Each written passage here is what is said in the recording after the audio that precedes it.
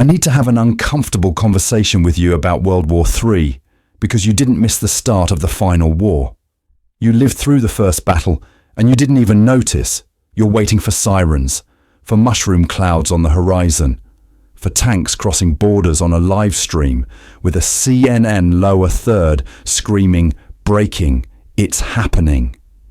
That's the foreshadowing the movies trained you to look for. The author in your head has very clear, very cinematic ideas about what the opening shot of the last war is supposed to be. Here's the thing. That category of event, the big, loud, obvious one, that's not the start anymore. That's the mid-season finale. The actual cold open was boring. It was a software update you clicked, "Remind me later" on. It was a headline about trade policy you scrolled past between a cat video and a meme. It was minor cyber incident, under investigation, buried on page 7. While you were doom-scrolling COVID memes and arguing about whether a billionaire slapped a comedian or a comedian slapped a billionaire, state-backed actors were running coordinated information ops on the same platforms you were using to cope. Bot farms, troll farms, patriotic volunteers with suspiciously identical talking points, quietly rewiring what you saw, what you trusted, what you thought everyone else believed. While you were sharing that one funny but kinda dark infographic, someone was testing how far they could bend your reality before you noticed. And this is not a sin, this is normal. You are not a failure because you didn't wake up one morning and say, "Ah yes, today is the day phase 0 of the grey zone conflict matures into a full spectrum information battle space." You're a pattern-seeking monkey who sees Jesus in toast, but when it comes to slow, intentional shifts in your information environment, your brain just files it under vibes and moves on. Meanwhile, actual weapons were firing. In 2010, Stuxnet quietly spun Iranian centrifuges to death. No explosions on TV, no dramatic invasion, just code physically sabotaging nuclear hardware. By 2023, over 100 countries had formal cyber commands, treating the internet as a battlefield right alongside land, sea, air and space. Economic sanctions turned supply chains into siege engines. A single chip factory in Taiwan suddenly mattered more than most armies.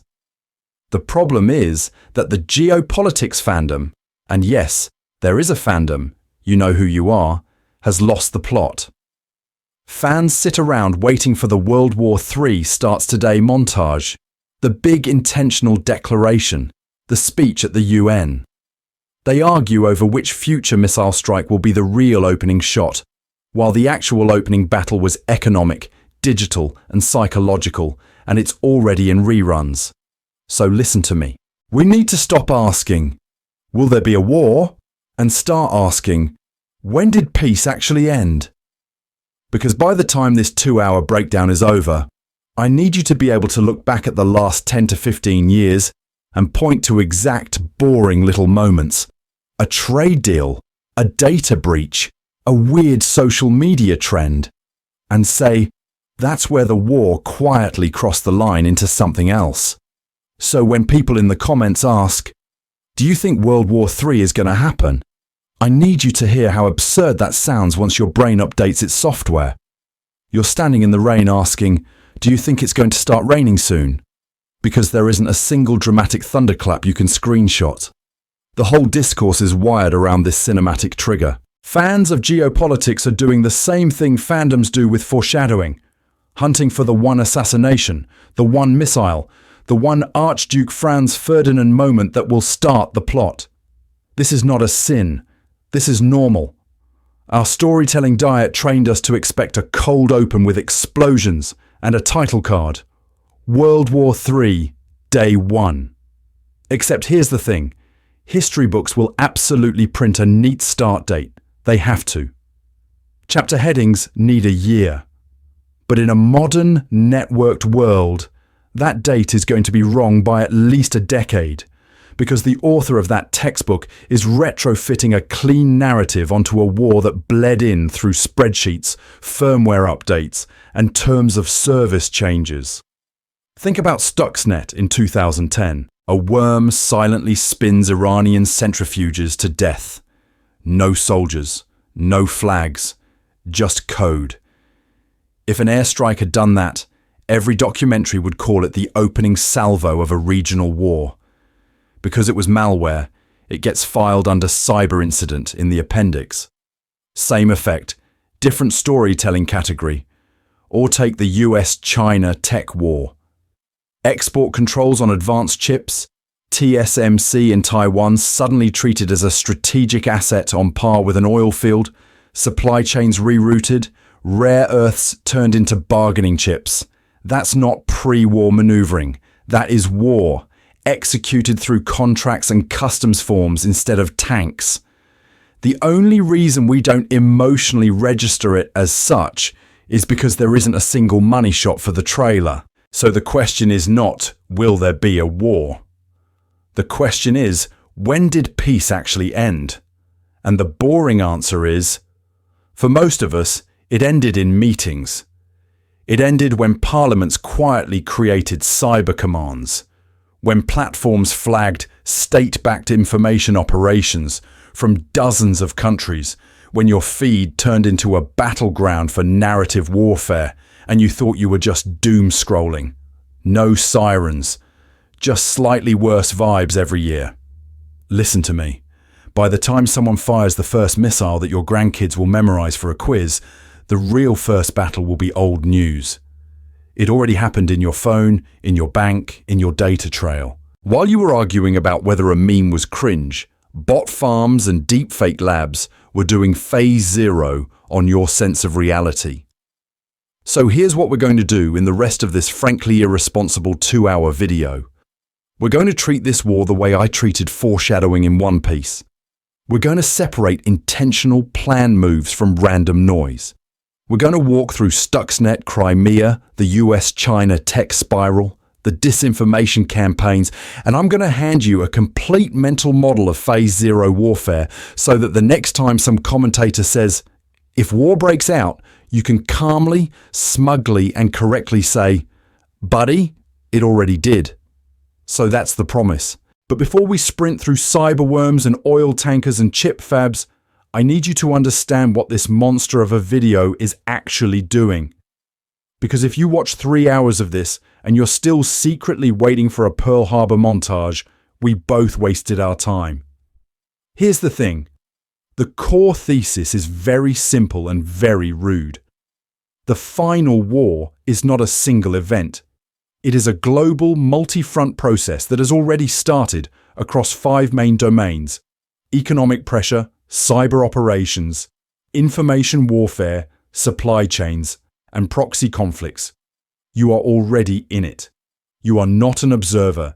You are a data point, a consumer, a voter, a node on the network that people in actual war rooms are modeling in spreadsheets. If we don't redefine what we mean by war for the 21st century, everything else in this video collapses. Every example I show you, your brain will auto-correct back to World War II stock footage. Tanks, trenches, flags going up over ruined cities. And then you'll say, well, that's tense, but it's not war. That category error is the problem. It's the reason this needed to be long. And it's the reason I'm dragging you through a proper framework instead of a doomsday montage. So structurally, here's what we're doing. First, we build a 3-part model of modern conflict: Phase 0, Grey Zone, and Open Kinetic. Phase 0 is the nothing is happening phase, where in reality, everything is happening. Sanctions, trade policy, Stuxnet-style cyber sabotage, social media manipulation, supply chain rerouting. Grey Zone is the deniable stuff. Little green men, accidental drone strikes, militias that just happen to share an author with a major government. Open Kinetic is the part your history teacher would recognize. Then we start applying it. We're going to walk this model through US-China, Russia-NATO, Iran-Israel, and the supposedly separate proxy wars that are actually chapters in one global story. I'm going to show you how a semiconductor plant in Taiwan, a shipping lane in the Red Sea, and a bot farm spamming your feed are all pages from the same playbook. And yes, I will absolutely over-explain it, because your attention has been under cyber attack for a decade, and I respect that you're tired. Now, pacing. This is conversational. It will get combative. I will rant. I will tangent into weird examples, from TSMC's chip monopoly to deep-fake politicians to random port explosions. But this is not a reaction stream. Every tangent loops back into the main argument. When I show you an information op, it's not trivia. It's foreshadowing for a bigger structural point about how narrative control replaces air superiority. Pattern interrupt. You did not miss the start of World War III. You scrolled past it. The runtime is not bloat. The runtime is the point. This war is designed to be deniable, fragmented, and boring on purpose. We need to slow down and stitch the fragments together so you can see the intentional pattern instead of treating each crisis as an isolated accident. By the end of this section of the video, I want you to have a new category in your head. When someone says, "If war breaks out," you'll be able to answer, calmly and correctly, "We're already in phase 0. The only question is whether we ever climb out." And once that framework is locked in, then we can start going front by front, domain by domain, and you'll finally see where you personally sit on the map. So now that phase 0 is in your head, we need to zoom out and admit something embarrassing. There is no neat, agreed-upon academic chart for what I'm about to do. Strategists argue, departments fight over jargon. Everyone invents their own framework to get funding. This is fine. This is normal. I'm going to give you mine because it actually helps your brain stop treating war as a jump scare. Here's the thing. Instead of war being a light switch, off, then suddenly nukes, it's a 3-stage rocket. Stage 1 is phase 0. Stage 2 is grey zone conflict. Stage 3 is open kinetic war. Same rocket, same mission, just different burn phases. And if you only pay attention once the 3rd stage ignites, you miss the part that did most of the work. Phase 0 is everything that happens before the first shot you'd recognize as war hits your feed. Economic sanctions that quietly strangle a country's access to dollars. Tech export controls that say, sure, you can buy chips, just not the good ones that make modern AI or missiles work. Cyber intrusions burrowed into power grids and hospitals. Influence campaigns nudging your uncle's Facebook feed. Supply chain manipulation around things you never think about. Rare earths, shipping insurance, TSMC sitting on 90% of advanced chips. None of this is an accident. It's intentional battlefield design. When the Pentagon talks about shaping the environment, this is what they mean. You don't wait for the first tank. You pre-break the enemy's legs economically, technologically, and narratively, so that if tanks ever roll, they're fighting uphill in the snow with a fever. And you were there for it. You just called it trade war, or some cyber attack somewhere, and scrolled on. Then we hit stage 2, grey zone conflict. This is the blurry middle where everyone is at war and everyone is also pretending, with a straight face, that they are absolutely not at war. Proxy wars where local militias just happen to have foreign training and foreign rockets. Deniable operations, little green men without flags wandering across borders. Maritime harassment in choke points where 90% of global trade by volume floats past in giant steel piñatas. Cyber attacks that don't just steal data, but turn off centrifuges or pipelines, and yet somehow do not trigger a formal war declaration because, well, lawyers. Grey zone is the domain of plausible deniability. It's the author doing foreshadowing in all caps while insisting it's just vibes. Oh, those aren't troops, that's a training exercise. Sure, and I'm a pattern-seeking monkey who sees Jesus in toast. Stage 3 is the part your history textbook pretends is the whole story. Open kinetic war. Tanks, missiles, airstrikes, official declarations, flags on TV. But listen to me. By the time you see that, the war has been running in phase 0 and the grey zone for years, sometimes decades. The shooting is not the beginning, it's the reveal. I need you to hold this rocket model in your head, because in the next section, we're going to light it. We're going to walk through concrete, right now examples on each stage, and you're going to realize you weren't watching a build-up to if war happens. You were watching the first and second stages burn under your feet. So let's talk about Chekhov, sanctions, and the gun you're already living under. Chekhov's gun is that classic foreshadowing rule.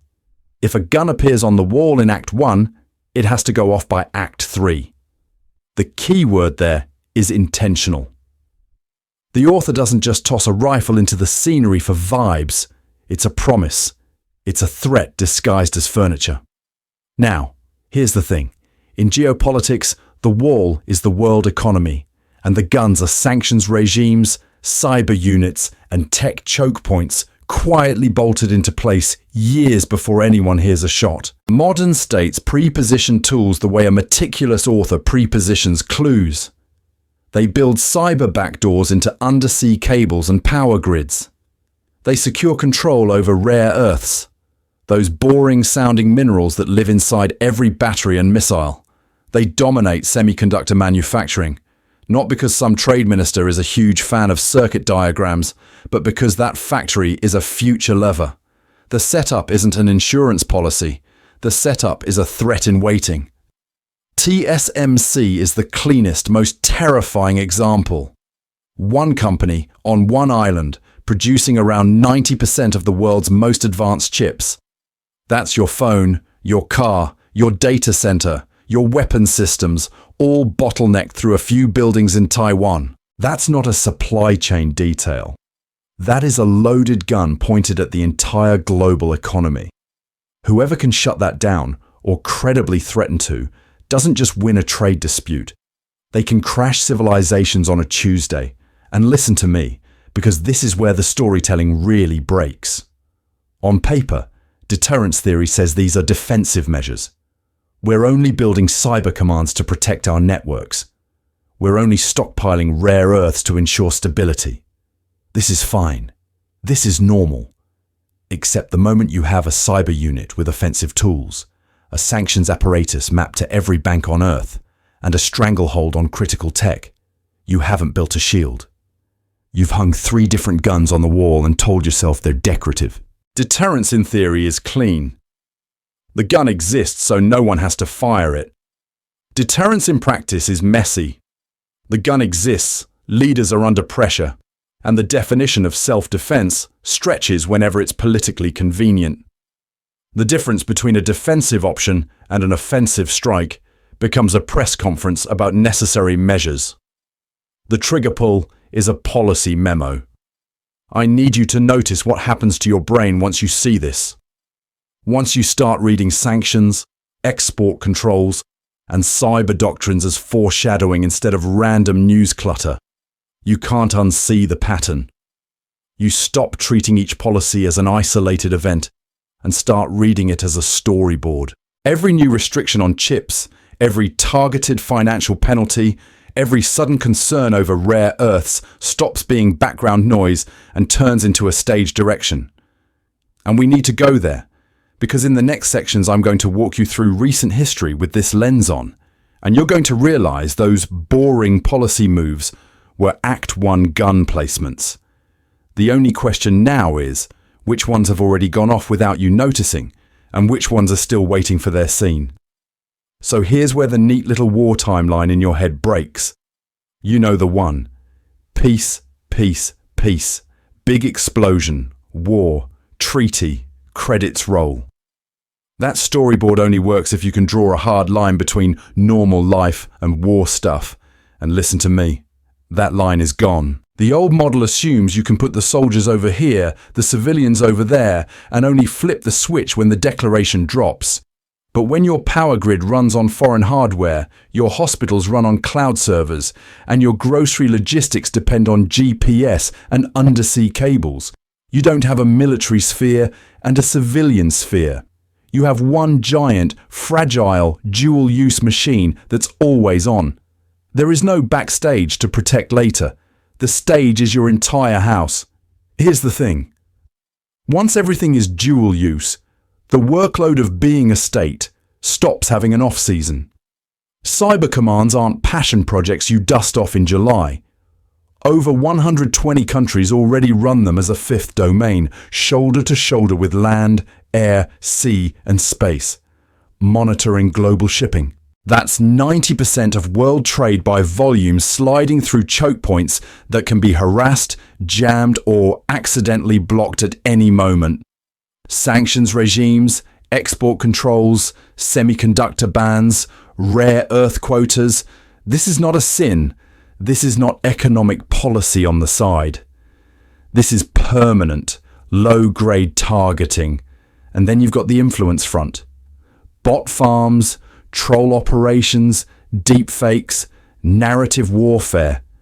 Major platforms keep publishing reports on state-backed campaigns, and the community responds by memeing them for a day and moving on. But those campaigns don't clock out at 5 p.m. They are the 24/7 attempt to pre-shape what your population will consent to if things ever officially escalate. Now layer politics on top. Domestic audiences want their leaders to do something about every insult on the world stage. Alliances demand constant signaling to prove you're still a reliable partner. Economic competitors weaponize tariffs, subsidies, and standards. The result is this weird storytelling problem. Leaders are structurally pushed toward low-level hostile actions that never get the war label, because calling it war would trigger legal, financial, and emotional tripwires nobody's ready for. So we get everything but the word. Pattern interrupt. Imagine a government that actually waited. No pre-positioned malware, no supply chain mapping, no sanctions infrastructure, no information ops, because, we're not at war yet. The minute a serious rival hits their networks, ports, or chip supply, they don't get months of heroic build-up. They get a strategic aneurysm in days. Hospitals go dark, payments freeze, fuel doesn't move, and the population doesn't even understand what's happening long enough to be rallied. So I need you to see the foreshadowing here. Because the systems can't safely idle, the grey zone stops being a special category and becomes the default operating mode. What we politely call peace is just low-intensity, deniable conflict that occasionally spikes into something you're finally allowed to put in the history books as a war. And in the next section, when we walk through recent crises with that lens on, you're going to realize the opening battles of this final war were fought in chip fabs, shipping lanes, and your own feed long before any tank moved. So when I say Phase Zero, I'm not talking about some abstract prelude where generals shuffle PowerPoints and wait for the real show to start. Phase Zero is the show. Phase Zero is the first campaign of the war itself, just fought with code, contracts, and narratives instead of artillery. You don't hear sirens. You get a new terms of service update and a slightly more expensive phone. Here's the thing. We need to stop treating this as metaphor. Economic sanctions? That's artillery on a delay timer. Export controls? That's a blockade with better branding. Infrastructure investments in ports, 5G networks, undersea cables? Those are forward bases and supply lines, just poured in concrete and fiber instead of steel and jet fuel. Cyber reconnaissance and implants are literally scouts sneaking behind enemy lines, except the enemy line is a hospital network or a power grid. Long-term influence operations are psychological operations with better UX. Phase Zero has a very clear, very intentional logic. You shape the battlefield before anyone admits there is a battlefield.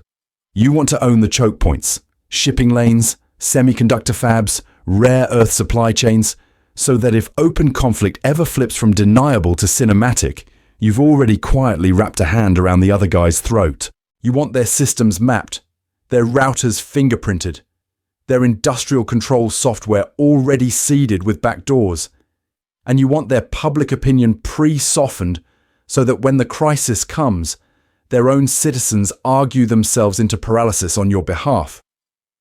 If that sounds conspiratorial, listen to me. This is not a sin. This is not bad writing of history. This is how the playbook is written now. Let me give you the cleanest example. The US-China tech fight. Fans of geopolitics keep treating each headline as a plot twist. Oh, the US banned Huawei from 5G networks.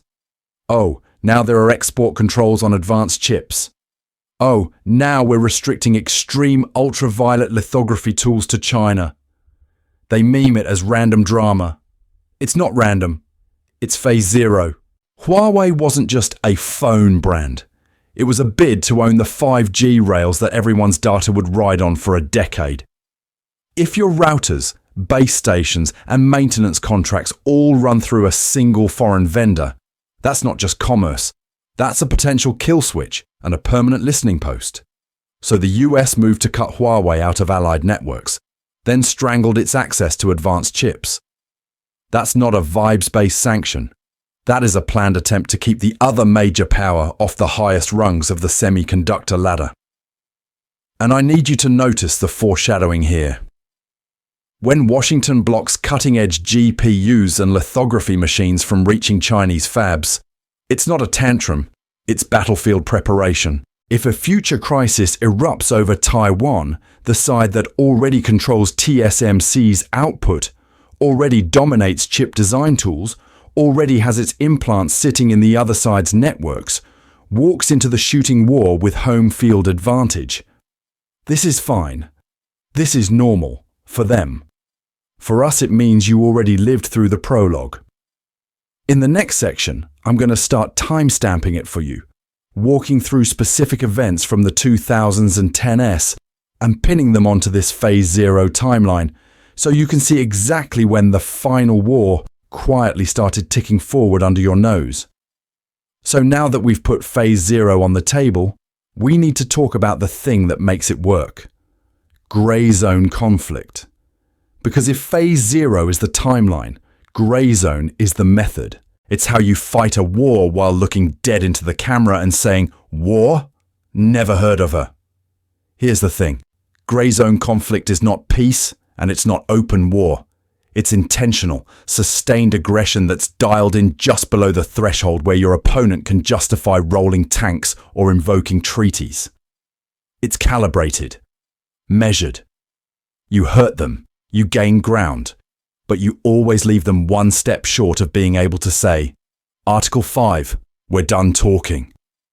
Generalization first. Instead of crossing borders with flags and fanfare, you dissolve borders with deniability. Specific example, Crimea, 2014. Those little green men with modern Russian gear, perfect coordination, and absolutely no insignia? That was a textbook grey zone move. Soldiers without flags, uniforms without patches, a whole military operation that the author of the script swears is just local self-defense volunteers. If you can't prove they're Russian troops, what response are you legally allowed to escalate to? That's the problem. Same pattern at sea. Around 90% of global trade moves by water, and in the South China Sea, you have fishing boats and maritime militia swarming other countries' ships, ramming, shining lasers, deploying water cannons. They're not official Navy vessels, so any shot fired back can be spun as an attack on civilians. Is it war? Is it policing? Is it some new cursed storytelling category we don't even have a word for yet? Your lawyers start sweating before your admirals do. Then you get the invisible front. Stuxnet in 2010 quietly sabotages Iranian nuclear centrifuges.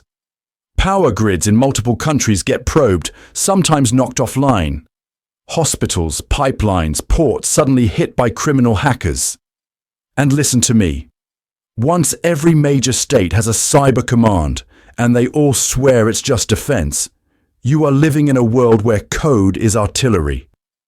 But if the malware doesn't come with a flag, if attribution is fuzzy, you can't prove who pulled the trigger.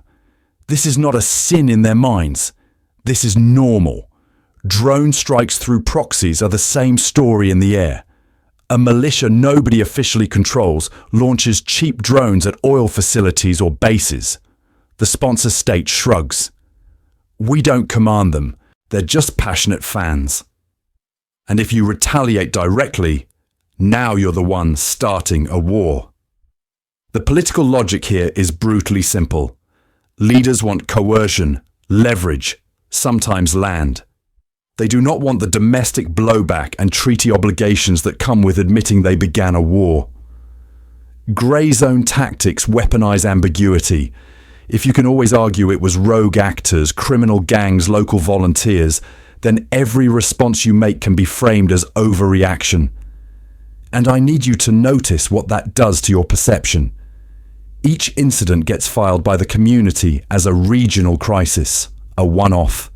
Ukraine, the South China Sea, the Middle East, separate playlists, separate fandoms. But once you see Grey Zone as a planned global writing strategy, those scenes start snapping together into one continuous story, which raises a worse question than, will there be a war? What if these fronts are already synchronized chapters in the same final arc? And the next section is where we start lining them up side by side until you can't unsee it. So now we hit the part everyone thinks they're waiting for. The real war. Tanks on highways, jets streaking overhead, missile salvos on the news ticker. Some grave guy in a suit announcing an official operation that will 100% end up in future history textbooks and Oscar bait movies. This is the category our brains default to. When fans in the geopolitical community say, will there be a war? This is the mental footage they're replaying. Explosions, front lines, flags being raised and lowered. It feels concrete. It feels measurable. It feels, in a very primitive way, honest. Here's the thing. By the time you get that footage, the interesting writing is already over. The decisive moves live upstream of the missiles. Logistics lines, energy routes, semiconductor choke points, treaty language, public narratives. Most of that was planned, tested, and locked in during Phase 0, and the Grey Zone long before anyone pressed launch. The shooting is the reveal, not the setup. Russia's 2022 invasion of Ukraine is the obvious example, so we need to sit with it for a second. If you only start the story on February 24th, you get a simple script: surprise attack, heroic resistance, sanctions montage. But rewind. Crimea in 2014 wasn't a random side quest. It was a planned forward base. Donbass wasn't just, oh, there's some separatists now. It was years of cultivated proxies and narrative work about oppressed Russian speakers. Energy dependence. That was a decade plus of pipeline politics, contracts, and quiet lobbying, turning half of Europe into a captive gas audience. Information narratives. Russian media, troll farms, and sympathetic voices in Western outlets had been rehearsing the lines about NATO encirclement and historical lands for years. By the time the tanks rolled, the author's outline was already pinned to the wall. So when people obsess over, will there be a war, they're doing the storytelling equivalent of skipping to the last 10 minutes of a mystery movie and then pretending they totally understand the plot twists. You see the gun go off, you see the villain monologue, and your pattern-seeking monkey brain that sees Jesus in toast goes, ah yes, I have grasped the full thematic depth here. No, you watch the answer key. You skip the foreshadowing. Pattern interrupt. What if the missiles are actually the boring part? I need you to at least entertain that. The problem isn't that kinetic war doesn't matter. It obviously does, in blood and rubble. The problem is that treating it as the whole story blinds you to the intentional scaffolding that made those outcomes almost inevitable. Listen to me.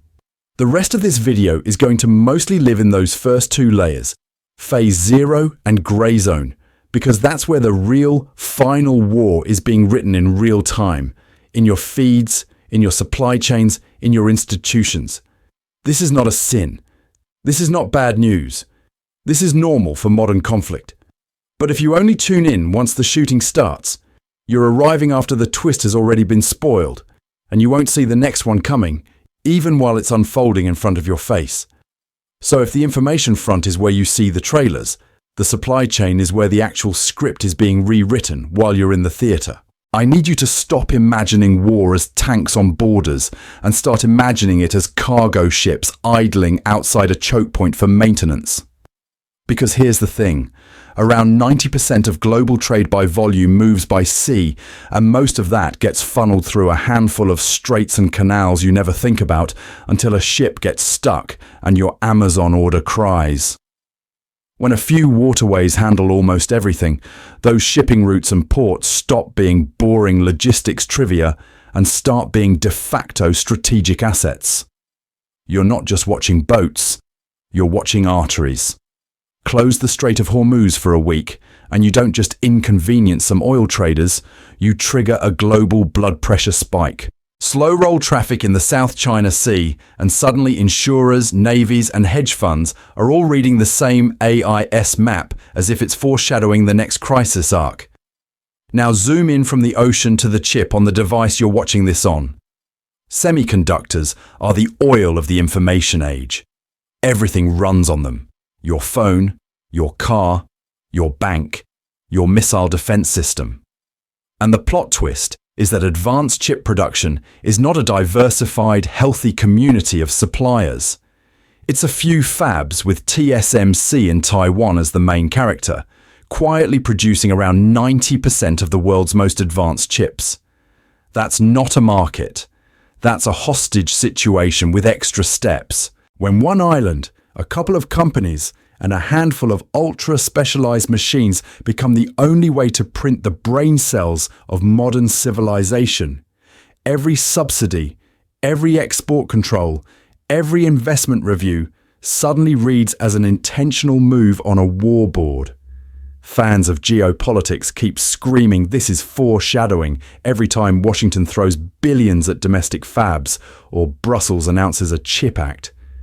This is not a sin. This is not industrial policy in a vacuum. This is pre-war logistics. And it's not just chips. Rare earths and critical minerals are the boring fantasy items on your tech tree that secretly gate everything. You want EVs, drones, precision-guided munitions, green energy? Cool. Go talk to the handful of states that dominate mining, and more importantly, processing. When one government can wake up and say, we're tightening export rules for national security reasons, that's not a press release. That's an economic airstrike. States weaponize these dependencies quietly. Export bans here, national security reviews of foreign port or mine acquisitions there, strategic stockpiles of oil, gas, and metals that get topped up or drained at suspiciously dramatic moments. This is fine. This is normal for Phase 0. But if you read a headline about a port deal, a chip subsidy, or a mining acquisition and shrug, you're missing the category it belongs to. It's not business news. It's a move on the supply chain battlefield of the final war, and the next front is even harder to see. So when I say the next front is harder to see, I need you to understand that in a very literal sense, it's invisible. It's packets. It's firmware updates. It's that boring Windows security patch you ignore until your laptop threatens to brick itself. Here's the thing. By 2023, over 120 countries had stood up formal cyber commands or units. Not hobbyist hacker squads. Not a guy in a hoodie in his mum's basement. Actual flag-bearing organisations that sit next to the Army, Navy, Air Force and Space Force on the org chart.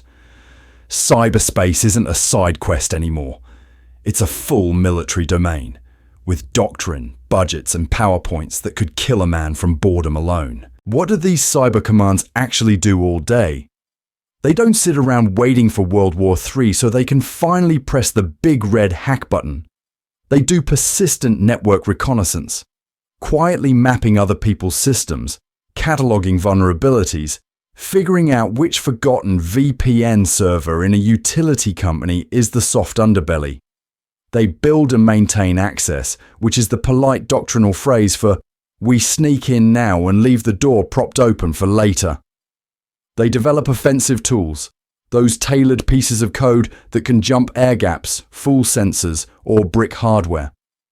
And they try to defend their own critical infrastructure so someone else's code doesn't turn their hospitals and power grids into expensive modern art. Once you institutionalize that, the whole category of when does the war start breaks. You don't spin this machine up when the shooting begins. The machine is already running. Permanent cyber forces mean you are in a continuous low-level engagement by definition. The reconnaissance is ongoing. The access is maintained. The tools are updated. You're not mobilizing, you're patching. The front line is a rolling software update. And the moment everyone in this community should have realized the genre had changed was 2010. Stuxnet. A worm that didn't just steal data or freeze screens, it physically damaged Iranian nuclear centrifuges by subtly altering their spin rates while feeding fake normal readings to the monitors. Code reached through the screen and twisted metal in the real world. That's not a prank. That's a warhead in plain text. Stuxnet is the foreshadowing event nobody treated as foreshadowing. It demonstrated, in one brutally elegant example, that cyber weapons could be intentional tools of statecraft, not just espionage toys. And yet most fans of geopolitics filed it under cool spy story and moved on. This is not a sin. This is normal. When you've grown up in a world where war means tanks on TV, it's hard to emotionally process that a USB stick in an air-gapped facility might be the opening salvo of the final war. Listen to me. We need to sit with that for a minute, because in a later section, I'm going to walk you through Stuxnet beat by beat as one of the first real shots. And the part almost nobody talks about isn't what it broke in Iran, it's what it quietly broke everywhere else. And here's where our monkey brains make everything worse. Because you and I, we are pattern-seeking monkeys in a fog of war. We are built to see a tiger in the grass, a face in the moon, a hidden message in the way someone typed that tweet. This is not a sin. This is how the hardware ships from the factory. The problem is that the modern battlefield is not grass and tigers. It's spreadsheets, firmware updates, and some guy quietly editing a standards document at 3 a.m. Humans are incredible at spotting shapes in clouds and conspiracies in random noise. You give the community 3 blurry screenshots and a headline about unidentified activity near Taiwan, and within an hour there's a full fan theory that tomorrow is World War III. But the same people will scroll straight past a dry report about undersea cable mapping or a new export control on lithography machines, even though that's the part the serious authors of this conflict actually planned. Here's the thing. Once your brain decides there will be a world war, confirmation bias kicks in and starts running the show. Every missile test, foreshadowing. Every fiery speech at the UN, foreshadowing. A random military exercise that's been on the calendar for 10 years. Obviously foreshadowing. I need you to notice what happens there. We start labeling every loud, dramatic event as intentional setup for the big war plot, and at the exact same time, we ignore the boring, bureaucratic moves that are actually the outline. This is where the Jesus in toast metaphor earns its keep. Our attention snaps to the dramatic face-shaped burn marks, a drone strike, a viral deepfake, a ship on fire in the Red Sea.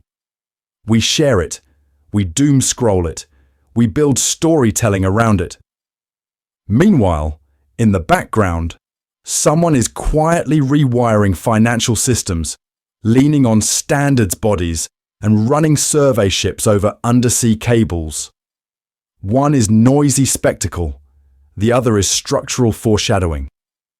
Guess which category matters more to the final war? And because of that bias, you get this weird double state where people are both paranoid and complacent at the same time. They're panicking in group chats about every headline, but in the next breath they'll say, "Relax, real war hasn't started, there aren't tanks on my street." This is fine, in the sense that it's very human. This is normal. but it means we systematically overrate the explosions and underrate the quiet reconfiguration of supply chains, chip fabs, and social platforms. So here's the deal. For the rest of this video, we need to hack that bias on purpose. I'm going to give you a structured way to categorize events in this ongoing final war, to separate noise from signal, toast Jesus from actual pre-written plot. If we do this right, you won't just feel scared or reassured at random. You'll be able to point at a headline and say, "That's spectacle," or "No, that one is part of the planned endgame."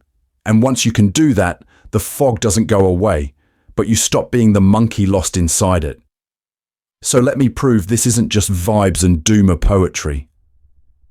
Let's talk about the moment someone actually fired the first digital bullet, and almost everyone shrugged and went, "Huh, neat exploit." I need you to meet Stuxnet. Here's the thing. Stuxnet was not some teenager in a hoodie poking around Iran for clout. It was a custom-built worm discovered around 2010 that crawled through Windows systems, hunted for a very specific industrial setup, and then quietly sabotaged Iranian nuclear centrifuges. Not in a movie hacking way, in a physics way. It made the centrifuges subtly speed up, slow down, wobble out of tolerance until they literally tore themselves apart. That's the part most people miss. This was code causing metal to break in the real world. No jets, no missiles, no commandos with night vision goggles, just a USB stick, some Siemens controllers, and a lot of very intentional engineering. If you're looking for an example of kinetic effects without traditional force, this is your poster child. And in terms of storytelling categories, Stuxnet is not a prank. It's not a stunt. It's an opening chapter. Before Stuxnet, cyber attacks were mostly about stealing data or knocking websites offline. Annoying, expensive, but still in the IT department problem category. After Stuxnet, every serious military planner had to file a new document. What if someone does this to our power grid, our water plants, our chip fabs? Once one author proves a twist is possible, every other author has to write as if that twist is on the table. Now, attribution. Officially, no one did it. Unofficially, every analyst on Earth will tell you the US and Israel are the main suspects. The code quality, the targeting, the geopolitical timing around Iran's nuclear program, it all points there. But notice the pattern. No declaration of war, no admission, just a worm in the wild and a bunch of centrifuges mysteriously failing. This is grey zone design, plausible deniability baked into the source code. And this is not a sin. From a state's perspective, this is fine. This is normal. You get to send a strategic message, "We can reach into your most guarded facility and break your toys," without triggering treaty obligations or CNN Chiron saying, "War starts today." It's coercion by spreadsheet entry instead of airstrike. Doctrinally, though, that one operation was a hard pivot. Once Stuxnet exists, you cannot uninvent the concept of software that blows up hardware. By 2023, over 100 countries have cyber units precisely because, after that moment, any rational planner has to assume their critical infrastructure is targetable. You are now living in a world where the gun on the mantelpiece is a line of code waiting in a PLC. So if you're writing the history of the final war, Stuxnet is one of the earliest clean shots. It just got shelved in the tech section instead of the war section. Fans of geopolitics treated it as a curiosity, a cool hack, not chapter one of a very intentional campaign. And if that was the first bullet, we need to ask, what happens when the same mindset moves from isolated centrifuges to everything else you depend on just to exist? So here's what happened when that mindset scaled up. Stuxnet stopped being a weird one-off gadget and quietly became the pilot episode. Season 1 of a whole new genre of warfare. And I need you to understand how fast that show got renewed. Once you prove you can jump an air gap and make steel spin itself to death, the foreshadowing is obvious. You don't stop at centrifuges. You go for power grids. You go for pipelines. You go for hospitals running ancient Windows servers because upgrades are expensive. Ukraine gets hit with black energy. Then NotPetya spills out and bricks systems across the world. Hospitals in the UK cancel surgeries because some ransomware author somewhere pushed sloppy code. This is not a drill, it's just branded as an IT problem. And this is the difference that matters. Those are not isolated hacks. They're test cases. They're stress tests on entire categories of infrastructure. When you see repeated intrusions into government agencies, electrical utilities, water treatment plants, what you're looking at is reconnaissance for a war plan. You map the arteries before you decide where to cut. It's intentional. It's planned. And the only reason fans of geopolitics don't call it bombing runs is that nothing physically explodes on camera. But here's the thing. While everyone was staring at SCADA diagrams and worrying about critical infrastructure, the smarter authors of strategy realize there's an even softer target, whatever is happening inside your head. So the battlefield slides from control rooms to timelines. Major platforms start publishing transparency reports. State-backed bot networks here, troll farms there, coordinated inauthentic behavior everywhere. You get Russian operations around US elections, Chinese networks around Hong Kong protests, Saudi and Iranian campaigns yelling at each other in your mentions. This is where it gets messy. These information ops don't respect the border between domestic politics and foreign interference. They exploit it.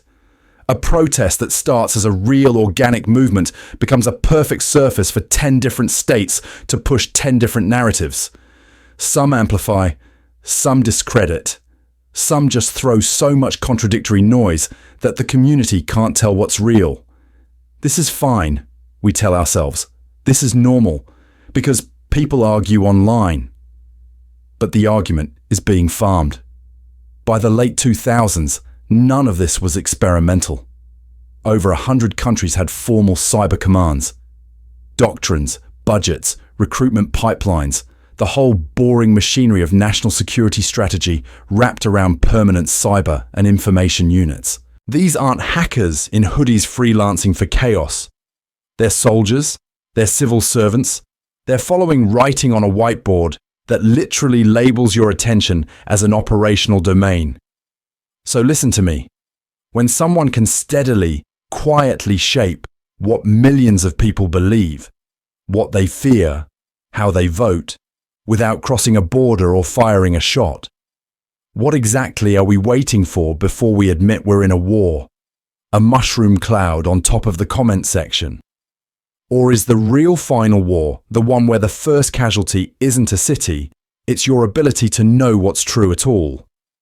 So if the first casualty is your ability to know what's true, the second casualty is your opponent's ability to compute, to build, to aim. And that's where the US-China tech war walks on stage, smiling, holding a trade policy briefcase with artillery shells hidden inside. Here's the thing. On paper, this is all rules and regulations.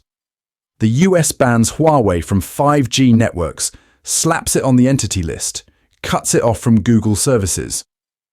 Washington rolls out wave after wave of export controls on advanced chips and the machines that make them, pressures allies in Europe and Asia to keep Chinese firms away from their 5G infrastructure, leans on the Netherlands and Japan to choke off access to high-end lithography tools. It sounds bureaucratic. It reads as paperwork. But the category error the community keeps making is treating this as trade drama, as if we're arguing over tariffs on soybeans. We're not. These moves are targeted attempts to deny a rival the core components you need for precision weapons, for AI targeting, for mass surveillance, for cyber offense.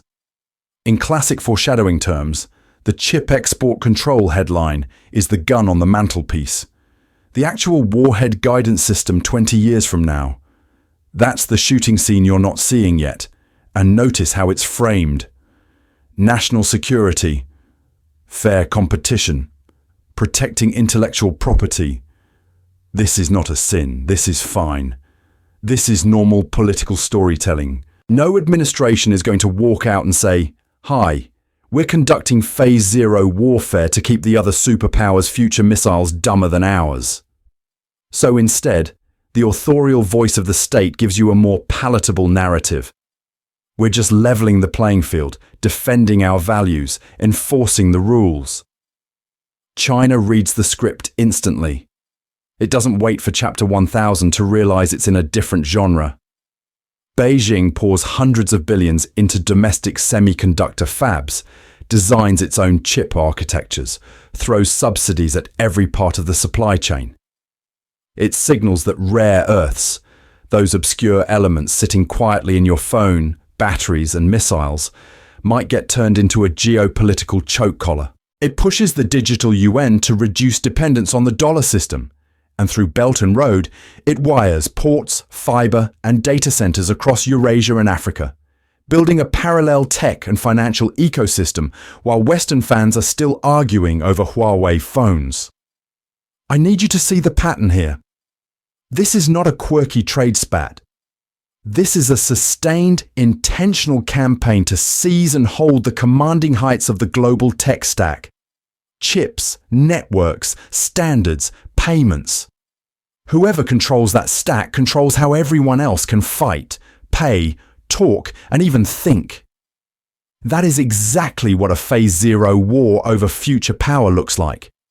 And we need to zoom out again, because this isn't an isolated subplot.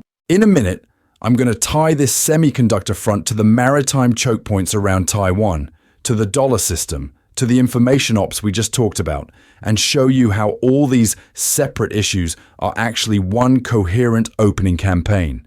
Pattern-seeking monkey that I am, I'm telling you, the foreshadowing is screaming. Listen to me. If the chips, the sea lanes, the money flows, and the narratives are all being contested at once, are we really waiting for a formal declaration before we call it what it is? So if all of that was the opening montage, Crimea 2014 is the first big plot twist where the author stops hinting and just turns the page. And most fans of geopolitics still swear it was a side story. I need you to sit with how insane that is. Here's the basic sequence, and I promise you've seen this movie before. One day, little green men, unmarked soldiers with pristine gear and suspiciously professional posture, start popping up across Crimea. No flags, no insignia, no, "Hi, we're invading your sovereign territory today." They quietly seize airports, parliament, TV stations. Local politicians start resigning, flipping, disappearing. Within weeks, there's a referendum under armed occupation that just happens to deliver an overwhelming vote to join Russia. Was that a war? Or was that a vibes-based border adjustment? Because here's the thing. In real time, the information environment was absolute chaos. Moscow insists these are spontaneous self-defense forces. Kyiv says they're Russian troops. Western governments hedge their language for days because, under international law, admitting it's an invasion triggers a whole different category of obligations. Is it occupation if the occupier won't admit they're there? Is it aggression if the uniforms are on airplane mode?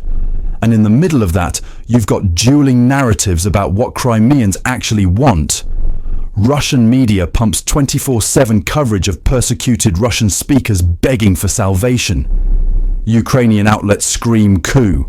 Western channels waffle. Every side produces polls, interviews, local voices. The problem is not that one side lied and the others were pure. The problem is that the fog of war arrived before anyone was willing to say the word war. This is not a sin. This is normal in a grey zone operation. You manufacture just enough doubt that calling it an invasion feels premature. Under the hood, this was not just guys with guns being sneaky. There were cyber attacks hitting Ukrainian systems, communications glitches, mysterious outages. There was energy leverage. Russia had its hand on Ukraine's gas valves, and everyone knew it. There was propaganda calibrated for multiple audiences at once. heroic reunification for domestic fans, self-determination for the global south. Don't overreact. This is fine for nervous Europeans who needed Russian gas in winter. Strategically, it was a speed run. Russia walked away with control of Sevastopol, its warm water Black Sea fleet base, and a huge chunk of territory, all without triggering the one thing it could not afford in 2014. A unified NATO military response. No Article 5. No tanks rolling in from Poland. Just sanctions, statements, and a lot of deep concern.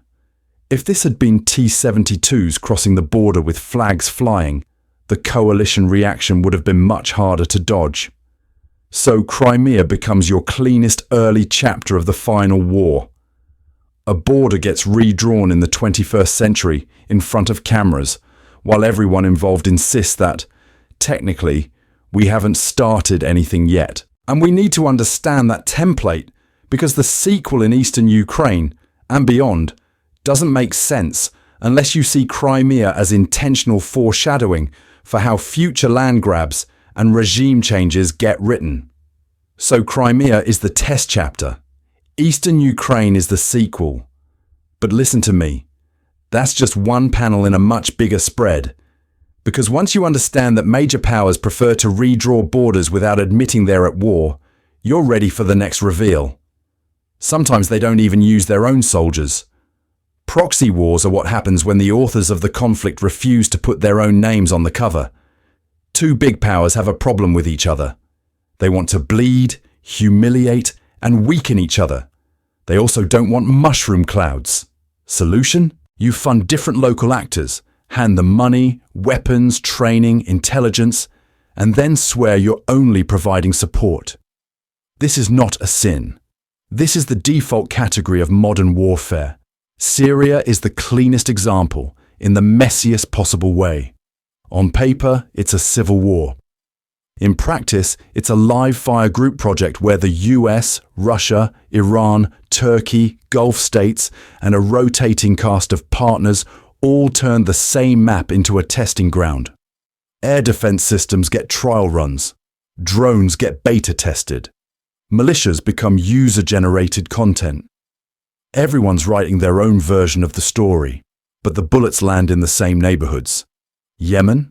Same template, different sandbox. A local political crisis becomes a Saudi-Iranian proxy with US weapons, Iranian advisors, and a humanitarian catastrophe as the uncredited co-author. Parts of Africa are running side stories in the same anthology. Wagner-style Russian contractors, Western special forces, regional powers sponsoring militias, all insisting they're just supporting stability. This is fine. This is normal. At least if you're not the one whose village is getting foreshadowing in the form of foreign flags on new uniforms. Here's the thing. Proxy wars aren't just cheaper, morally outsourced violence. They're laboratories. You test weapons without risking your own cities. You trial new tactics against real enemies. You figure out which alliances are actually reliable when there's blood on the line. And crucially, you get to hurt your rival's position, drain their budget, and stretch their logistics without triggering the direct attack on a nuclear power alarm. Zoom out, and the pattern stops looking random. Those brush fires in Syria, Yemen, the Sahel, the Horn of Africa, various militias ping-ponging support between Washington, Moscow, Tehran, and others. They're pressure points in the same global nervous system. Different fronts in one diffuse final war over influence, energy routes, rare minerals, warm water ports, and narrative control about who's the responsible adult in the international community. And here's where you stop being a spectator. Because I need you to realize your newsfeed is shaped by which proxy story your country wants you to care about. Your energy prices spike because a shipping lane in Somewherestan is suddenly a battlefield. Migration patterns you scroll past are the aftershocks of those testbed wars. You are already paying for this in taxes, rent, and attention. The only question is whether you can see the foreshadowing for what it is. Which raises the real problem. If proxy wars are the side quests, where's the main quest actually happening? And how did your phone end up on the front line? So if your phone is on the front line, where does the shooting start when the screen goes dark? At sea. Listen to me. When 90% of global trade by volume moves on water, peace doesn't end in a capital city. It ends in a narrow strip of ocean you couldn't find on a map without zooming in 3 times. Those skinny blue veins on the globe are the real pressure points. You close one, you don't just inconvenience a few ships, you choke food, fuel, medicine, semiconductors. Here's the thing. In any serious global conflict, those straits become the boss arenas, and everyone is already testing the mechanics without hitting Start War on the menu. The South China Sea is the tutorial level for this. You've got island building on reefs that used to be underwater at high tide, concrete runways blooming out of nowhere, anti-ship missiles, radar domes, and a fishing fleet that somehow sails in perfect formation with military discipline. That's not random. That's an author being very intentional with their world building. Instead of open naval battles, you get Coast Guard cutters escorting foreign ships, water cannons blasting supply boats, and maritime militia swarming an area until everyone else gives up out of sheer exhaustion. The legal disputes are part of the storytelling too. 9-dash lines, unclose arguments, arbitration rulings ignored. It's lawfare as foreshadowing. You plant the paperwork now, so later you can say, "See, we planned this. We told you it was ours." Then you have the Strait of Hormuz, the classic example everyone pretends is an exam question and not a recurring quiz. A third of seaborne oil flows through a channel you could throw a rock across in places. Every few years, threats to close it, mysterious mines on tankers, ships seized for violations, drones shredding refineries or getting shot down over disputed airspace. Oil prices spike, insurance rates jump, and suddenly your rent is helping pay for someone's grey zone experiment. This is not a sin. This is not random chaos. This is a category of warfare where the move is to make everything look accidental.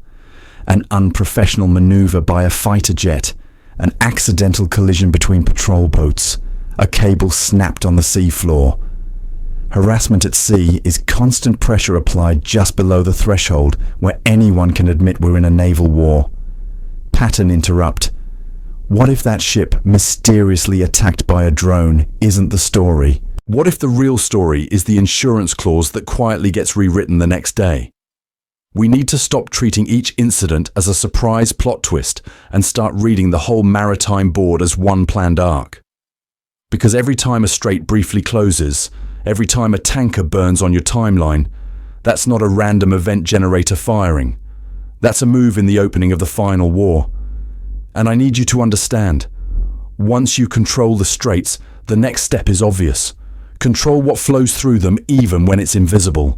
Because once you control the straits, the next step is obvious. Control what flows through them even when it's invisible. So I need you to sit with this for a second. Your phone is a front line, not a metaphorical front line, not a social media is a battlefield TED Talk cliche. A literal piece of contested terrain where major powers run operations every single day to shape what you think about elections, wars, and which country is the villain this week. Here's the thing. When you open your feed, you think you're walking into a marketplace of ideas. In reality, you're walking into a crowd where half the people are wearing very realistic human suits over bot farms. Twitter, Facebook, YouTube, TikTok. Pick your poison. They've all published reports on state-backed campaigns, thousands of fake accounts, coordinated posting schedules, whole networks built just to amplify the most divisive content in your community and then quietly vanish. This is not a conspiracy theory. This is public documentation. You've got fake news sites pretending to be small-town local outlets, complete with stolen profile photos and stock images of the mayor. You've got bot swarms that suddenly discover a protest in your city and start pushing live footage, hashtags, and outrage before most actual fans of the cause even arrive. Every crisis, every election cycle, every flare-up between states becomes a scripted event in someone else's writing room. And we need to talk about the upgrade. Because the old version of this game was trolls with bad grammar and stolen avatars. The new version is deepfakes and AI-generated content that can give you a perfectly crisp video of a president declaring war or a protester committing a crime that never happened.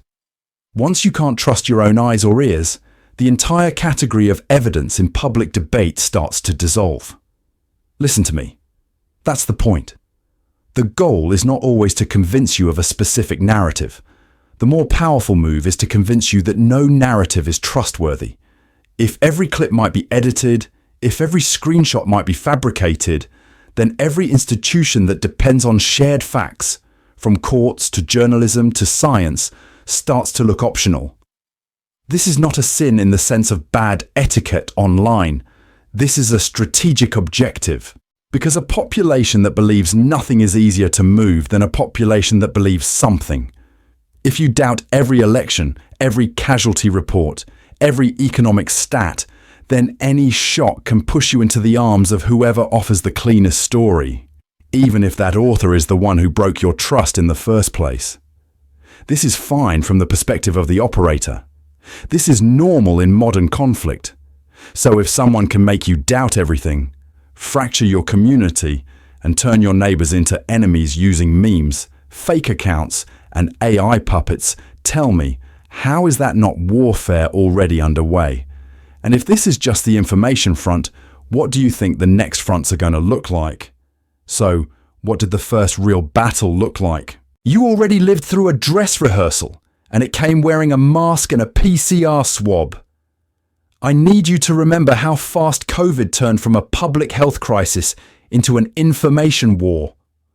1 week it was 2 weeks to slow the spread. The next week your feed was a trench line. Origins, death counts, vaccine safety, government competence, every single topic was a battlefield, not metaphorically, functionally. The same post about masks could get you banned in one country and boosted in another. Here's the thing, that chaos was not just some spontaneous community meltdown. Multiple states were running overlapping campaigns on top of the organic panic. Some were pushing their own vaccines and aid as proof of superiority. Our shot is safer, our response is more competent, our system is the one that works. Others were amplifying every horror story and rumor about rival vaccines, rival death counts, rival hospital collapses. You saw the memes about their vaccine will sterilize you or they're hiding the bodies. Those did not all come from your cousin with a tinfoil hobby. And the conditions were perfect. Genuine uncertainty, real scientific complexity, and constantly changing guidance turned the whole planet into an anxious book club trying to speedrun epidemiology. 1 month, surfaces. Next month, aerosols. First, don't wear masks, then wear 2 masks. This is not a sin. That is how science corrects itself in real time. But in narrative warfare, that wobble is gold. Every update can be framed as they lied. Every correction as they got caught. So you had organic conspiracies, pattern-seeking monkeys seeing 5G towers in every cough, and you had deliberate disinformation running right alongside them, often boosting the same hashtags. The difference is intent. One is your Uncle Doom scrolling at 3 a.m. The other is an operator who already mapped which demographic segments will share which story and how to route it through bot farms so it trends right when a new policy drops. Strategically, the payoff was brutal. Trust in public health institutions cratered. Trust in numbers cratered. Trust in your neighbours cratered. Every graph became a Rorschach test. Every expert became bought. At the same time, governments everywhere discovered that emergency powers, mass data collection, and movement tracking could be sold as temporary tools. This is normal in crisis management. This is also an absolute gift if you are planning for the next crisis and you enjoy dashboards full of other people's metadata. So COVID wasn't just a pandemic, it was a live fire exercise on the information front of the final war. Everyone participated. Most people never realized they had been drafted. And if that was only the tutorial mission, we need to talk about what the campaign mode is going to look like when the stakes move past musks and into money, food, and the power staying on. So when I say COVID was the tutorial mission, the next question you probably have is, okay, but are we actually in World War III, or are you just doom posting with better vocabulary? And I need you to sit with how weird that question already is. Because the community doesn't argue about what's happening. We argue about what to call it. You've seen this online. One group is screaming, "We're already in World War III, wake up." The other group rolls their eyes and goes, "Calm down, there are no trenches, there's no draft, nukes haven't flown, go touch grass." Both sides think the other is insane. Both sides are missing the point. Here's the thing. World War III is a terrible debug label for a 21st century conflict. It drags in so much World War II foreshadowing in your head, Hitler, Normandy, mushroom clouds, that it actually breaks your ability to see what's intentionally different now. Your brain is waiting for black and white newsreels, and the author changed genres to a cyberpunk political thriller 3 seasons ago. We need to stop treating World War III as a magical on/off switch the president flips on TV and start treating it as a category problem. The question is not, has the war been formally declared? The question is, are major powers already in a sustained multi-domain struggle, economic, cyber, information, proxy military, that spans the globe and shapes your daily life? If the answer is yes, then whether we stamp World War III on the cover is just marketing. Pattern interrupt. History does not care about your hashtag. When historians argue about when did World War I actually start, they don't all point at the same frame of the same assassination gif. Some say it's the alliances. Some say it's the arms race. Some say it's colonial crises decades earlier. The name and the start date are narrative choices. They're retrofits. They're what the victorious authors agree to print in the textbook. And this is not a sin. This is normal. Every big conflict gets backfilled with a clean prologue and a dramatic inciting incident because it makes the storytelling easier. It all began when is tidy. It kind of oozed into being over 20 messy years of sanctions, cyber attacks and proxy wars is harder to teach to bored teenagers. So I'm not here to baptize this era as World War III or to win a semantic speedrun. I'm here to hand you a better test. When you zoom out over Stuxnet melting centrifuges, over TSMC turning one island's fabs into a planetary hostage situation, over bot farms and deepfakes quietly editing reality, does that pattern read to you as peacetime with quirks, or the cold open of a final war? By the end of this video, I'm not going to give you a slogan. I'm going to give you a timeline. And then you can decide for yourself when you think the war actually began, and whether you've already been fighting in it without noticing. So if this is a final war, who's actually at the center of it? Who's writing the main script while everyone else improv acts in the background? Because listen to me. For all the noise about Russia, Iran, Europe, whatever, the spine of this whole story is the US-China rivalry. Everything else is a subplot orbiting that one axis. Here's the thing. The core stakes aren't mysterious. Economic dominance. Who controls the biggest markets, the key sea lanes, the trade rules? Technological leadership. Who owns the semiconductor choke points, the AI models, the 5G standards, the app ecosystems that live in your pocket? Military reach in the Indo-Pacific. Who actually shows up around Taiwan, in the South China Sea, in the East China Sea when push comes to shove? And under all of that, ideological influence. whose norms get baked into global institutions, contracts, and code. This isn't abstract great power competition. PowerPoint nonsense. It's very literal. TSMC, sitting on Taiwan, producing the vast majority of the world's most advanced chips, is not a trivia fact. It's a single point of failure that both Washington and Beijing treat as sacred and terrifying at the same time. Freedom of navigation operations in the South China Sea aren't just boat cosplay. They're daily arguments over who gets to tax and surveil 90% of global trade that moves by sea. And third countries. They're not spectators, they're props being fought over. We need to stop pretending they have infinite strategic autonomy. You want infrastructure money? China shows up with belt and road ports and rail.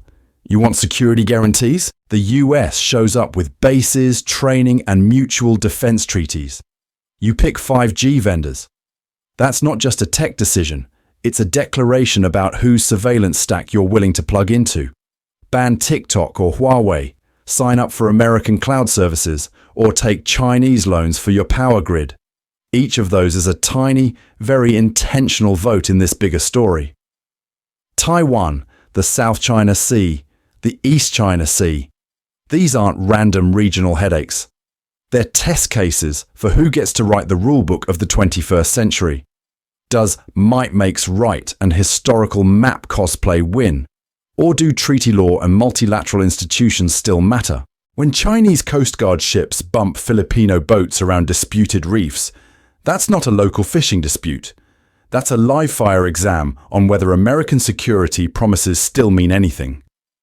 Domestically, both sides frame this in a way that makes backing down almost impossible. In Washington, the story is defensive. China is the aggressor, stealing IP, militarizing islands, corrupting institutions, so the US is just protecting the rules-based order. In Beijing, the story is also defensive. The US is trying to contain China's rise, encircle it with bases, weaponize trade, so China is just restoring national dignity and resisting bullying. Statement. Emphatic restatement with key term. Both call it defense. Both describe the other as the problem. This is normal. This is fine. This is how you foreshadow a rivalry that will last decades. And once you see that spine, a lot of local stories suddenly shift category. African ports and railways. That's not just development. That's long-range logistics for whichever author wins the Indo-Pacific script. Pacific Island security pacts, Caribbean data centers, Middle Eastern AI partnerships. These are all small moves on a US-China chessboard. I need you to remember that the board exists, because in the next section, we're going to zoom in on one supposedly peripheral theater and watch it snap into focus as another front in the same planned slow-motion confrontation. So when I say global board, I'm not being poetic. I'm being painfully literal. Because as the US and China argue over who gets to write the Indo-Pacific script, the old European theatre, the Russia-NATO mess you half remember from high school news, gets dragged back on stage as a recycled subplot that suddenly matters again. Here's the thing. This story did not start with Crimea in 2014 or tanks in Ukraine in 2022. After the Soviet Union fell, NATO didn't pack up and go home. It expanded east, state by state, right up to Russia's borders. To Western policymakers, this was democratization and security guarantees. To Moscow, it was the sequel to an invasion movie they'd already watched too many times. You stack that on top of an energy relationship where Europe depends on Russian gas to keep the radiators on, and you get a resentment-filled interdependence that keeps glitching out in Georgia, in Ukraine, in cyber attacks on Estonia. Each crisis a stress test of how far the post-Cold War script could bend before it snapped. And Russia, to be blunt, read the script better than most fans. Instead of trying to outbuild NATO tank for tank, it went for the weirder, cheaper tools.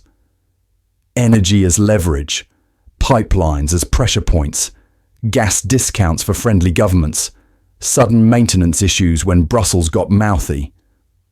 Cyber operations, from Estonia's 2007 paralysis to waves of probing on European grids and hospitals. Information campaigns, state media, troll farms, and targeted narratives that whisper very gently that maybe NATO is the problem, maybe sanctions hurt you more than them, maybe your neighbour's party is secretly a foreign puppet. This is not a sin in their eyes. This is normal great power storytelling, just done through memes and energy bills instead of tanks. NATO's response has been its own kind of foreshadowing for the final war. Forward troop deployments in the Baltics, endless exercises on Russia's doorstep, sanctions that surgically target banks, tech and elites, and a fire hose of weapons, training and intelligence into Ukraine. Officially, this is deterrence. Unofficially, it's a proxy confrontation where both sides are measuring each other's pain tolerance without pulling the Article 5 alarm. I need you to see the pattern. Every battalion rotation, every new sanctions package, every HIMARS delivery is a data point in a long-planned experiment about alliance cohesion. Now zoom back out. While Washington and Brussels pour money, attention, and political capital into containing Russia, that stretches Western resources and focus. Beijing can watch, adjust, and quietly negotiate mineral deals in Africa, while European parliaments argue over gas caps. Tehran and others can probe in the Middle East, while NATO is busy arguing about ammunition stockpiles. We need to stop treating Russia-NATO as a standalone feud. It's a distraction, a magnet, and a laboratory for everyone else on the board. Because this is where the final war framing really bites. On paper, Russia-NATO looks like a classic great power rivalry. Tanks, missiles, air defense systems, all the hardware you'd expect from a Cold War reboot. But the decisive blows aren't just fired on the ground. They're in cyber domains, in information feeds, in gas flows and payment systems.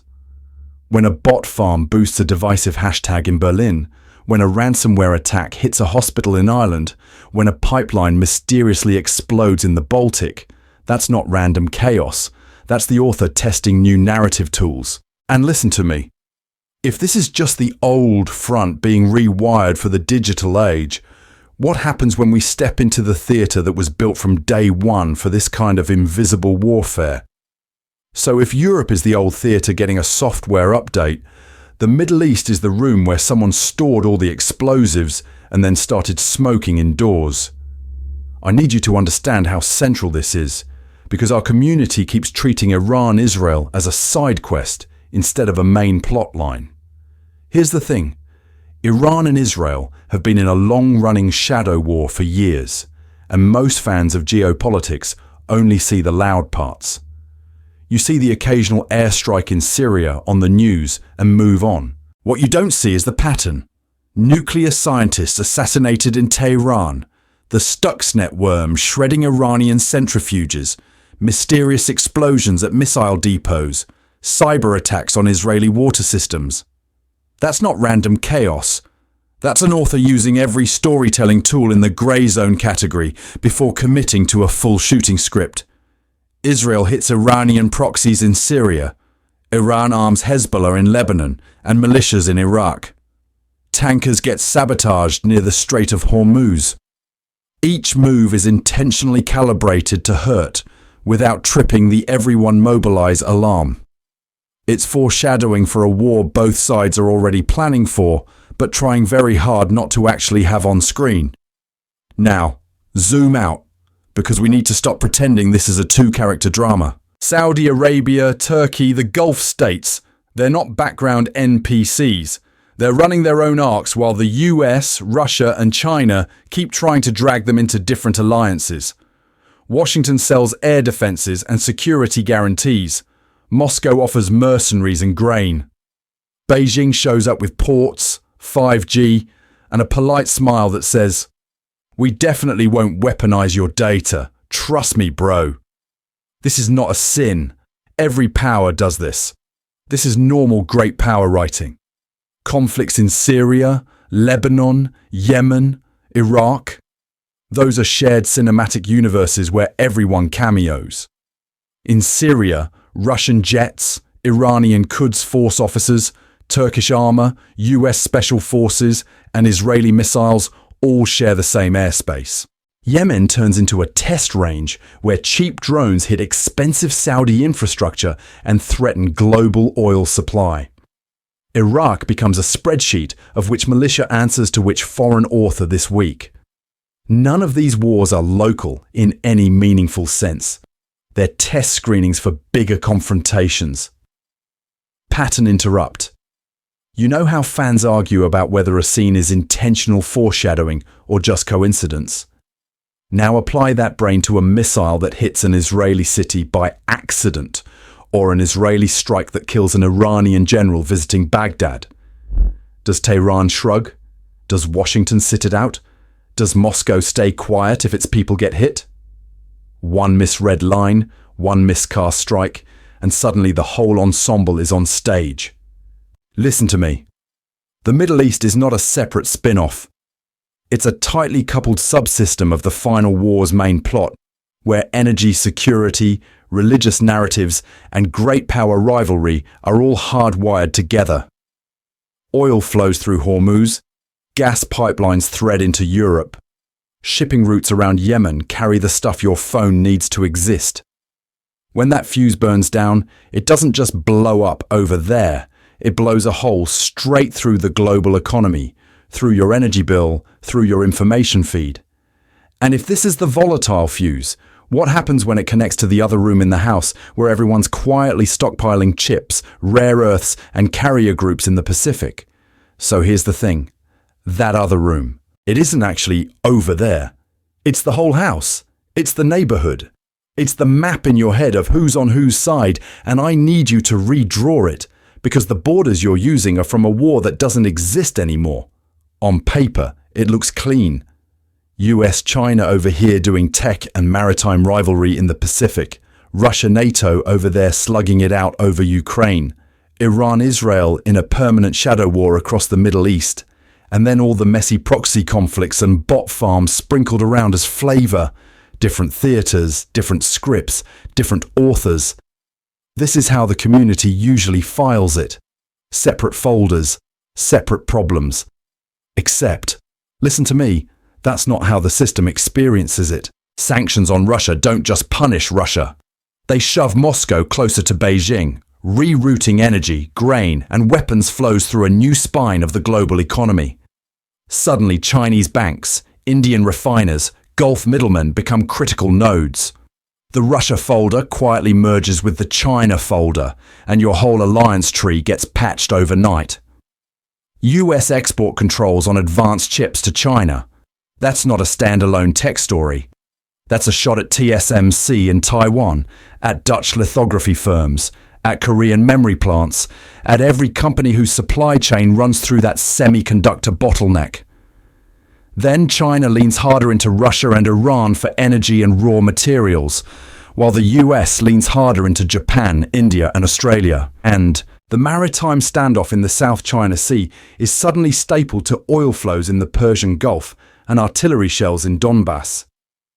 We need to talk about the feedback loops because this is where it stops feeling anecdotal and starts feeling intentional. A major cyber attack hits a pipeline or a hospital network. Governments respond with new regulations, security standards, data localization rules. That reshapes who can sell what software where, which shifts investment into domestic champions, which then alters whose platforms dominate information space. Congratulations! Your ransomware incident just turned into a 5-year geopolitical realignment.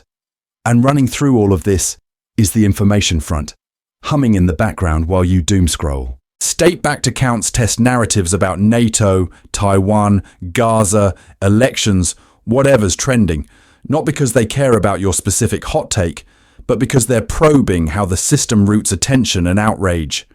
Viral discourse on one conflict becomes calibration data for the next. This is not a sin. This is not even unusual. This is normal in 2020 storytelling at scale. From a systems perspective, these aren't isolated crises. They're co-authored chapters in one long, messy story about who controls the choke points, sea lanes, chip fabs, payment rails, app stores, undersea cables, narrative feeds. Different scenes, same plot. Who gets to write the rules and who has to read them? So if your definition of war still requires tanks rolling across 3 continents on the same Tuesday, it's not that the world is peaceful. It's that your category is broken.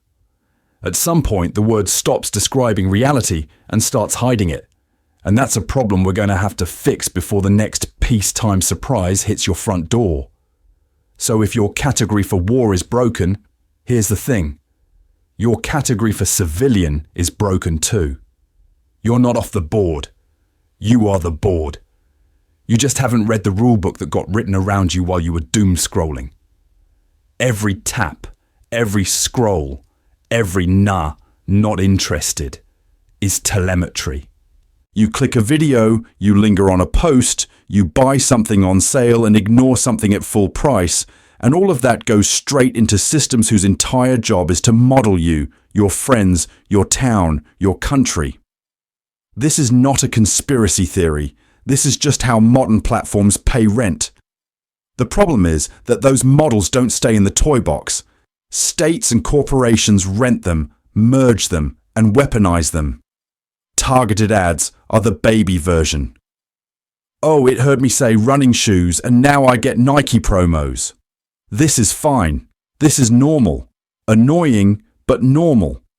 Now scale that up to recommendation algorithms that can make whole communities more anxious, more angry, more hopeless just by nudging what they see first on a Tuesday afternoon. You don't need a tank if you can push 10 million people 2 degrees more radical before an election. You don't need a spy if the feed happily reports what everyone is afraid of. Political messaging is where it stops being cute. Micro-targeted ads that only exist for one demographic, A/B tested in real time, optimized by machine to find the exact sentence that makes you share instead of scroll past. That's not persuasion in the classical foreshadowing sense where an author intentionally builds an argument and you evaluate it. That's stimulus response training. Pavlov with better UX. You become a relay in a networked propaganda machine, passing on the most contagious narrative, and you call it my opinion. I do this too. I am not above this. I am a pattern-seeking monkey who sees Jesus in toast and meaning in the For You page. And it's not just your attention, your job, your skills, your literal GPS coordinates plug you into supply chains and infrastructure that sit in actual strategic planning documents. You work in logistics, energy, healthcare, semiconductors. Congrats, you're on a target map somewhere. When militaries wargame critical nodes, they're not imagining abstract factories. They're modeling the real warehouse where you scan barcodes at 3 a.m. They know that if they knock out your port, your data center, your little cluster of highly specialized workers, whole regions seize up. Even if you're just a barista or a student, your consumption pattern is part of demand signaling that decides which factories get built, which minerals get mined, which shipping lanes stay busy enough to justify a carrier group. You are upstream from the choke points on the news. You are the demand curve they are willing to break things to control. And if your response is, I don't care, I don't follow politics, listen to me. That is not neutrality. That is a position. Apathy is a strategic asset for whoever does care, because it means fewer people noticing when the story shifts, fewer people resisting when the temporary emergency measure quietly never ends. You become easier to steer, not harder to hit. So no, you didn't sign a contract. Nobody handed you a rifle. But you are already a combatant in an information economic war you didn't know started, and your data trail is your uniform. Which means the next step is brutal and unavoidable. We need to walk through how the game actually works, who's playing it, and how deep in it you already are, before the board flips in a way you can't scroll past. So here's the uncomfortable sequel to that. If you're already a combatant, where exactly is the battlefield? Is there some safe, neutral hill you can stand on while the tanks of propaganda roll past in the valley? Or are you already standing on a minefield made of trending tabs and recommendation feeds? I need you to sit with that for a second, because this is where the comforting myth breaks. We talk about the platform or the discourse as if there's a Switzerland of the internet, some pure, organic conversation where truth just bubbles up from the community. But when every major power on earth is running influence ops online, seeding narratives, amplifying friends, throttling enemies, is there any such thing as neutral ground? Here's the thing. Platforms are not referees. Platforms are authors. They are writing the rules of the story you live in, and they have very intentional incentives. Ad revenue, user growth, regulatory risk, access to foreign markets, that's their holy trinity. If keeping a huge market happy means downranking certain topics or quietly complying with a data request, that's not a moral crisis to them, that's a quarterly report decision. So when a US company wants access to the EU, suddenly its free speech absolutism discovers a new category called disinformation that looks suspiciously aligned with Brussels. When a platform wants to stay in a big authoritarian market, suddenly content about protests has low-quality engagement signals. This is not a sin. This is not some unique evil. This is normal corporate survival behavior, and it just happens to double as geopolitical alignment. Content moderation, algorithm design, policy tweaks, these are not neutral plumbing, they're foreign policy. When a platform boosts one country's state media under the banner of authoritative sources and slaps warning labels on another's, that's a flag on the field.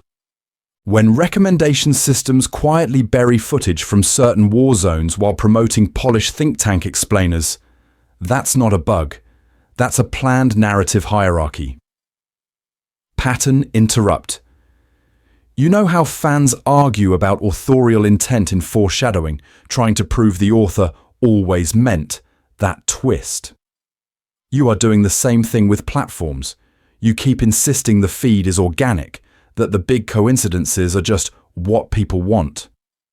Meanwhile, state-backed botnets are astroturfing hashtags, PR firms are laundering talking points through influencers, and you're a pattern-seeking monkey who sees Jesus in toast every time a topic trends.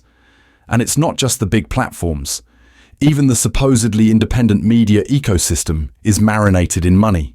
Think tanks with defense contracts, NGOs funded by foreign ministries, independent researchers who somehow always end up on the same panels, saying the same things.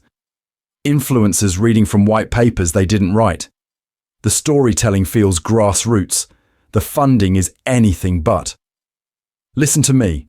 Realizing this does not mean retreating into nihilism and screaming everything is propaganda until you forget how to read. This is fine. You can work with this. It just means you have to be more deliberate. Where did this story come from? Who paid for the study? Which country's laws is this platform terrified of? You cross-check sideways, not just fact-check down. Because if there's no neutral ground, then your only real defense is awareness, not purity. And once you see that, we need to talk about the next uncomfortable step. How your own emotions, habits, and attention span got weaponized to make all of this work on you in the first place. So once you see your own attention getting run through a meat grinder for ad revenue, we need to zoom out one more layer. Because your feed isn't the only thing being weaponized. Your money is on the front line too. Listen to me. When you hear sanctions and your brain files it under boring policy stuff for nerds in suits, you are missing artillery fire. Access to the dollar system, SWIFT, and the big Western banks is not just background infrastructure. It's a loaded gun pointed at the entire planet. Here's the thing. The global payment story has a main character, and it's the US dollar. If you want to trade oil, settle big contracts, move serious numbers, odds are you route through dollars and through banks that touch New York. That means one author gets editorial control over the financial story. If Washington decides your government is the villain, they can cut your banks off swift, freeze your reserves, and suddenly your entire economy is locked out of the group chat. Generalization first, this is war without a single shot. Specific example, Iran. Years of sanctions, banking bans, oil export restrictions. Their GDP cratered, inflation went wild, medicine imports turned into a bureaucratic boss fight. Or Russia in 2022, waking up to find hundreds of billions in central bank assets frozen, major banks kicked from SWIFT, companies stampeding for the exits. That's not a sternly worded letter. That's a financial airstrike. And the asset freezes. That's straight up hostage taking in spreadsheet form. Oligarch yachts impounded. Sovereign reserves immobilized. Companies told, those contracts you thought were money. Actually fan fiction. Fans of old school warfare wait for tanks crossing borders. Meanwhile, the real foreshadowing is buried in central bank balance sheets. But here's where the plot twists, and this is not a sin. This is not bad strategy in the short term. This is in fact how most empires overplay their hand. The more you use the dollar and SWIFT as weapons, the more every targeted state starts pre-writing its escape plan. They don't argue about the morality. They quietly start building alternatives. So you get China and Russia doing bilateral trade in yuan and rubles. You get central banks hoarding gold, experimenting with digital currencies, pushing de-dollarization as a whole new category of survival tactic. You get projects for non-SWIFT payment rails, regional systems that say, what if we just didn't route through New York at all? This is fine. This is normal. This is exactly what you'd do if you watched your neighbour's savings get vaporized by a sanction package. The problem is, every workaround fragments the old system a little more. Financial pressure that was supposed to isolate countries ends up gluing them together. Sanction states cluster, swap currencies, share tech, harden their economies against the next hit. You push them away and they don't disappear. They form their own community. So when you scroll past headlines about new sanctions or currency swaps and your eyes glaze over, I need you to pause. That's not paperwork. That's artillery duels on the financial front of the final war, playing out in numbers instead of explosions. And if money can be weaponized that easily, the next question is unavoidable. What happens when the things you can't even see, your code, your grids, your chips, become battlefields too? So when I say your code, your grids, your chips are battlefields, I'm not being poetic, I'm being boringly literal. The front line runs straight through power grids, water systems, hospitals, transportation networks, and those giant data centers and cloud providers that your entire digital existence is duct taped to. Here's the thing. These aren't supporting infrastructure anymore. They are the war. You don't need to bomb a city if you can quietly shut off its electricity during a heat wave, corrupt its water treatment sensors, jam ambulances in traffic with dead traffic lights, and stall planes and trains with a software glitch. That's not collateral damage. That's a playbook. Cyber commands around the world know this, and they act accordingly. Cyber reconnaissance doesn't start with your Instagram. It starts with the SCADA systems running turbines, the VPNs into hospital networks, the obscure vendor portal that talks to a cloud control panel. They crawl, they map, they catalogue. And then they do the really scary thing. They plant back doors and just leave them there. I need you to understand how unsettling that is. The point isn't to blow everything up on day one. The point is to pre-write the war.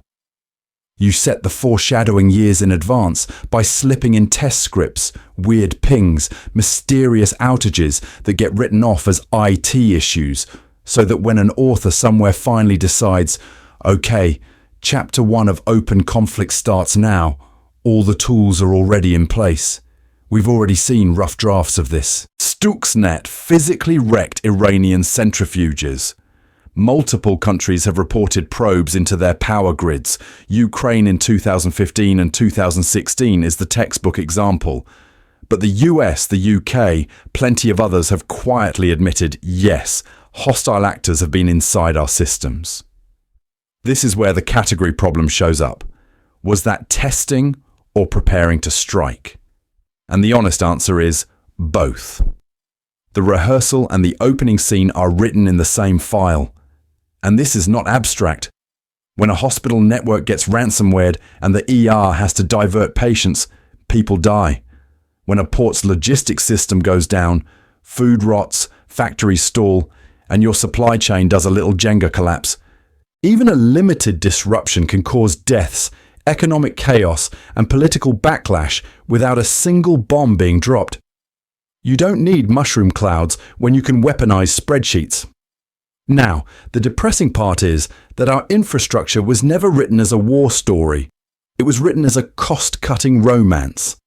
Centralize everything, chase efficiency, plug hospitals and grids and transit into the same cloud stack, and pray the author is benevolent. This is fine when the worst antagonist is a bored teenager. It is not fine when nation-states are speedrunning Metasploit.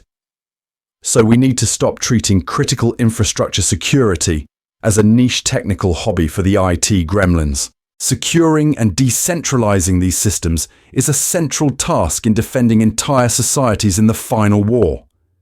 It's a political decision, a budgeting decision, a values decision.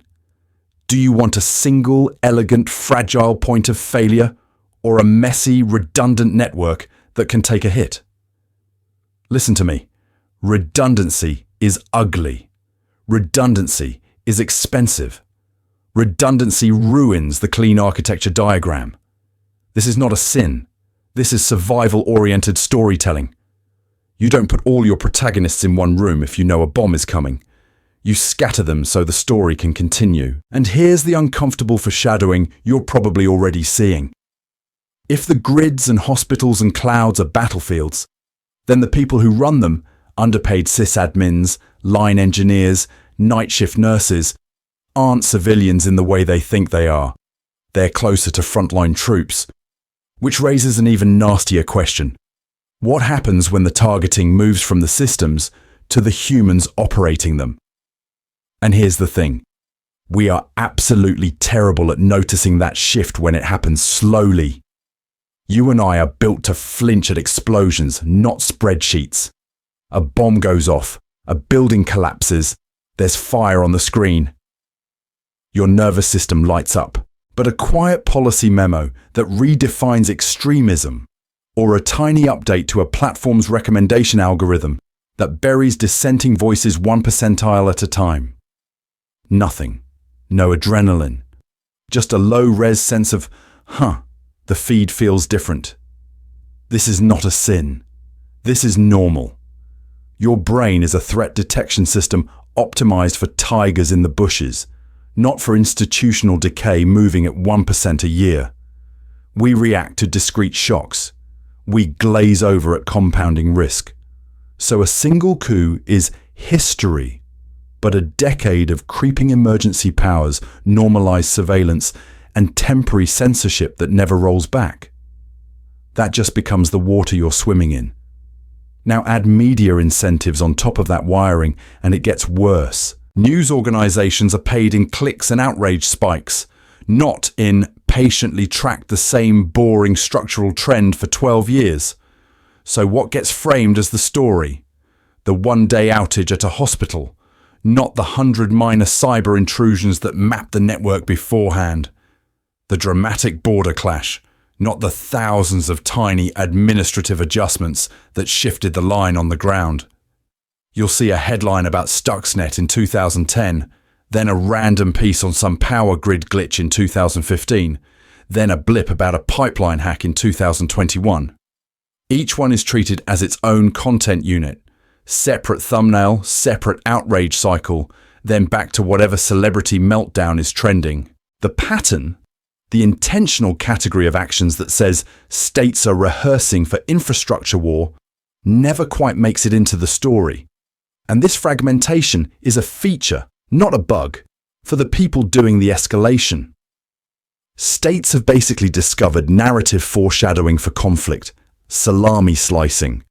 One wafer-thin cyber-op here, one limited sanction there, one tiny legal tweak to expand emergency powers. None of it trips the internal alarm that says, oh, this is the first shot.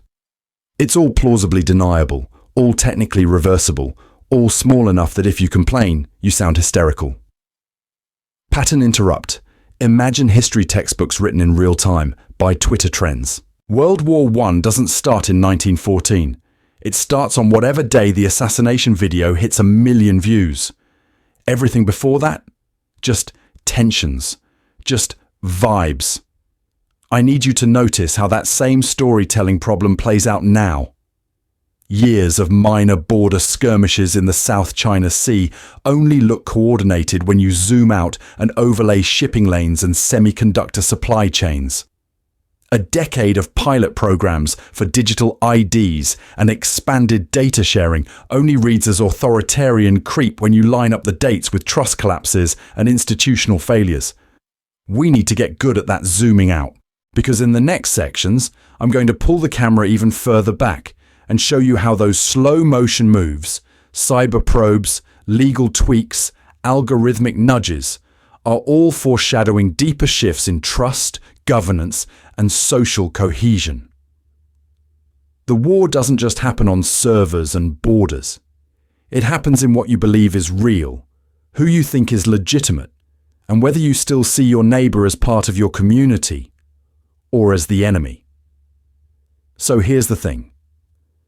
Once you realize the battlefield is your sense of reality, the next casualty makes way more sense. It's not a city. It's not a base. It's trust. Trust in governments, in media, in science, in the idea that two people can look at the same event and agree on what physically happened. I need you to sit with that for a second. Because when that goes, coordinated action goes with it. A pandemic hits, a cyber attack knocks out a grid, an election gets contested, and suddenly it's not, how do we solve this? It's, do I even believe this is real? A society that can't agree on the fire alarm will not exit the building in time. This is not a metaphor. This is logistics. And no, this did not just spontaneously combust because humans are pattern-seeking monkeys who see Jesus in toast and conspiracy and everything. There are authors here. There are intentional campaigns. Foreign and domestic actors watch every scandal, every failure, every genuine grievance, and they treat it as raw material. A corruption case? Amplify it. A police shooting? Polarize it. A scientific correction? Frame it as proof the entire discipline is rigged. This is not a sin. Questioning power is healthy. Critique is how institutions improve. The problem is when critique gets weaponized into a permanent, ambient, nothing is real, everyone is lying, everything is rigged fog. At that point, you're not doing accountability, you're doing demolition. And from a strategic perspective, demolition is useful. A population that doesn't trust its own institutions is easier to destabilize and much harder to mobilize for defense or any collective action that isn't pure rage. Take elections. Same ballots, same counting rooms, same boring fluorescent lighting. Completely different stories. In one narrative, the system basically worked with some flaws to fix. In another, the entire process is an elaborate heist run by a shadow cabal. You don't need tanks on the streets if half the country already believes the scoreboard is fake. You've pre-jammed the decision loop. Vaccines? Same thing.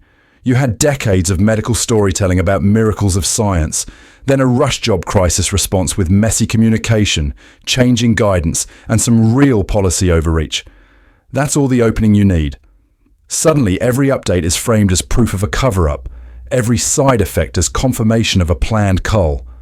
Fans of any narrative that says, you were right to distrust them all along, share it, boost it, defend it. Protest too.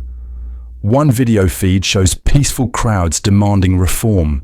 Another shows only the fires and broken windows. Add a few deepfakes, some bot farms, and you have two communities occupying the same streets and completely different realities. We need to understand that from the viewpoint of strategic writing, this is foreshadowing for something worse. A point where no institution can call for calm because no institution is believed. So listen to me. In the final war, institutional trust is not a soft, fuzzy value. It's a hard asset. The systematic destruction of that trust is warfare. It leaves no crater. It leaves no smoking tank. It just leaves a country that cannot coordinate, cannot sacrifice, cannot even agree that it's under attack. And the scary part is, the next phase of this story goes after something even closer than institutions, your trust in each other. So when I say the next phase goes after your trust in each other, I'm not being poetic. I'm being painfully literal. The battlefield is not just institutions anymore. It's the shared reality between you and the person sitting across the table, scrolling the same feed and somehow living in a different universe. Here's the thing. We keep imagining control as censorship. Big red stamps, blacked out documents, books getting pulled from shelves. That still happens, sure, but the more modern move is way smarter and way dumber at the same time. You don't have to erase the signal if you can drown it in noise. You just open the fire hose and let the community choke.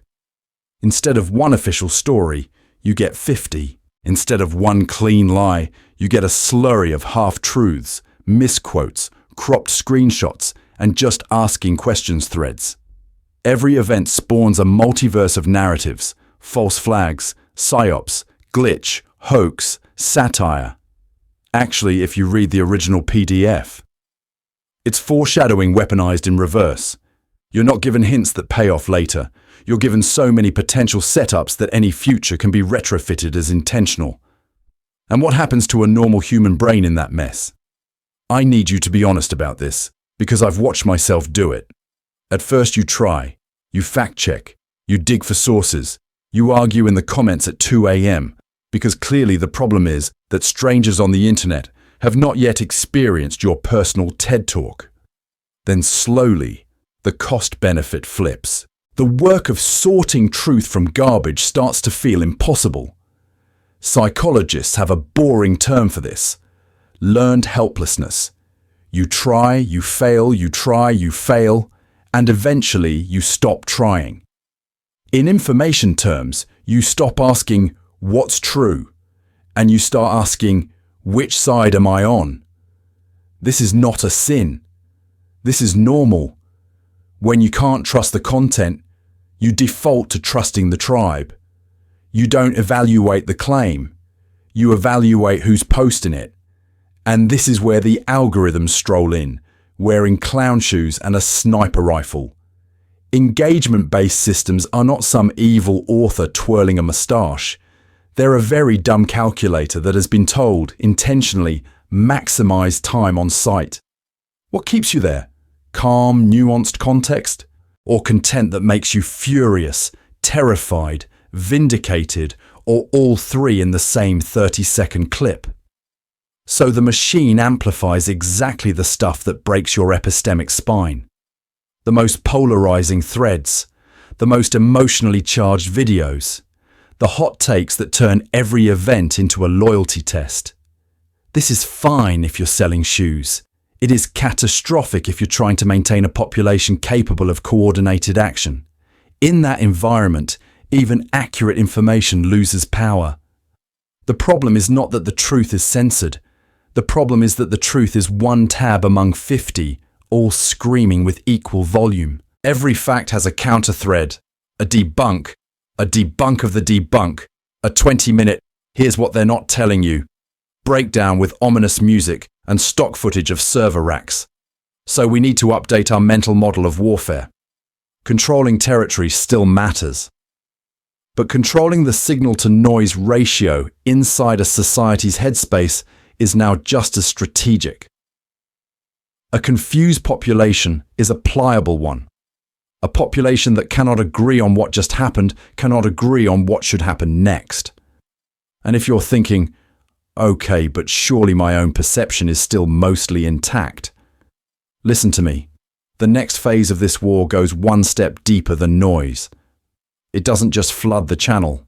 It rewrites the source code of your attention itself. So here's where the expectation game really screws you. When you hear Final War, your brain helpfully loads a trailer. Mushroom clouds on the horizon, sirens, jets screaming overhead. A single calendar date that historians will bold in the textbook, and you'll tell your grandkids, that's the day everything changed. Clear villains, clear heroes, clear before, clear after. That mental movie is powerful. It's cinematic. It's also, for most of you, completely wrong. Because the actual experience of a long, multi-domain conflict is not one giant boss fight. It's death by 1,000 notifications. It's rolling blackouts that just happen to coincide with cyber incidents. It's your grocery bill quietly doubling while the news spends a week arguing over whose spreadsheet is correct. You expect nuclear exchanges.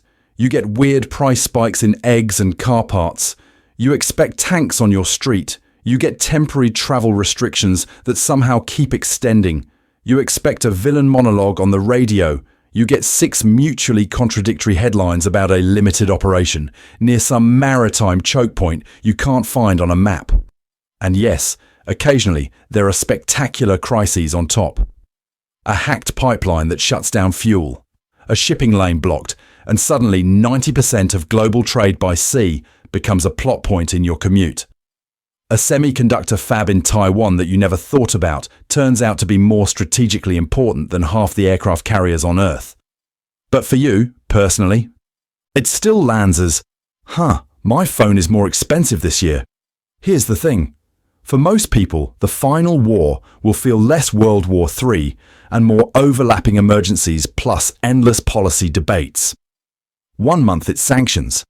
Next month, it's a cyber attack that takes out hospital systems. Then it's a referendum. Then a protest. Then a new content policy on your favorite platform that just happens to throttle certain narratives. This is fine. This is normal. That's the story you're sold. Pattern interrupt. Stop waiting for the siren. I need you to understand that the ambiguity is not a bug in the storytelling. It's part of the design. If war arrived with a clear act break, populations would either fully mobilize or fully revolt. Instead, you get a permanent almost. Too serious to ignore, not quite serious enough to drop everything. You go to work, you doom scroll, you adapt. A population in that state is incredibly malleable. Policy that would be unthinkable in peacetime becomes regrettable but necessary. Every new measure is framed as a one-off response to a one-off crisis, never as another foreshadowing beat in a planned campaign. And because the community doesn't share a single, agreed-upon start to the war, you can't even agree on what counts as escalation. Listen to me. If you don't update your expectation of what war looks like, you will keep getting blindsided by events that were telegraphed years in advance. The mismatch between your movie trailer apocalypse and the spreadsheet and supply chain reality is the whole problem. The moment you start reading those random shortages, cyber incidents, and narrative battles as scenes from the same story, the author's hand stops being invisible. And once you see that, we need to talk about your role. Because you're not just an audience member anymore. You're in the cast. So here's the uncomfortable question that falls out of all this. If you zoom out, are we already in the final war and nobody sent you the memo? Listen to me, because this is where the foreshadowing stops being cute and starts being a diagnosis. We've walked through the fronts. You've got Stuxnet in 2010, a line of code that literally sabotaged Iranian centrifuges. You've got the US-China tech war turning semiconductor fabs in Taiwan into the new oil fields. You've got Russia running grey zone ops, from little green men to energy blackmail, while bot farms chew on every social feed you touch. Then there are the proxy wars where uniforms are local, but the weapons, money and objectives are imported. Maritime harassment in the South China Sea and Strait of Hormuz, poking at the 90% of global trade that moves by sea. Financial sanctions that can erase a national banking system in a weekend. Information operations where deepfakes and coordinated campaigns quietly rewrite your sense of what's real. Here's the thing. If all of that were happening between two medium powers in some region you don't Google often, would anyone hesitate to call it a sustained conflict? If country A was sabotaging country B's infrastructure, cutting its access to key technologies, arming its enemies, and flooding its media space with hostile narratives, would we really keep insisting, with a straight face, well, technically, they're at peace? I need you to see the category error. We keep waiting for the movie trailer version of war, with a time-stamped declaration and the big opening battle, while treating everything before that as tensions or competition. But functionally, a lot of the boxes are already checked. Multi-front? Check. Continuous? Check. Strategic objectives pursued through sustained coercion? Check. The author has stopped outlining and started publishing. Now, I'm not saying World War III started in 2014, you sheeple. That's the pattern-seeking monkey brain that sees Jesus in toast. The more honest, more boring, more terrifying answer is, we're in an undeclared, multi-front global conflict that may or may not ever get the marketing label World War, but already behaves like one in key ways. This is not a sin. This is not you being paranoid. This is normal for how big systems slide into crisis. And yes, there is still slack in the system. There is room for de-escalation, for new cyber norms, for partial tech cooperation, for back-channel deals that keep the shooting mostly outsourced to proxies. But those negotiations are happening from inside the struggle, not from some clean, neutral peace. The diplomats are haggling over the rules of a game that is already being played. So, tentatively, experimentally, we need to adopt a new mental model. Treat the last decade as the opening campaign of a long conflict and just see what happens to your understanding of current events. Suddenly, sanctions, chip bans, TikTok hearings, cable-cutting incidents, and weirdly synchronized narratives don't look random. They read as planned moves in an ongoing story. And once you start reading history in present tense that way, the next question stops being, will there be a war? And turns into something much more personal. What role are you already playing? And who wrote you into that part? So when I say you're already in the story, there's a catch. If you mislabel the genre, you become the easiest character to control. On one side, you've got the doom posters. Every balloon incident, every naval drill, every TikTok hearing. Proof that nukes are dropping next Tuesday. I need you to notice what that does.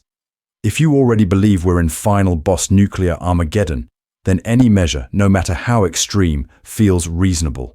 More surveillance, more censorship, more emergency powers. This is fine, you tell yourself.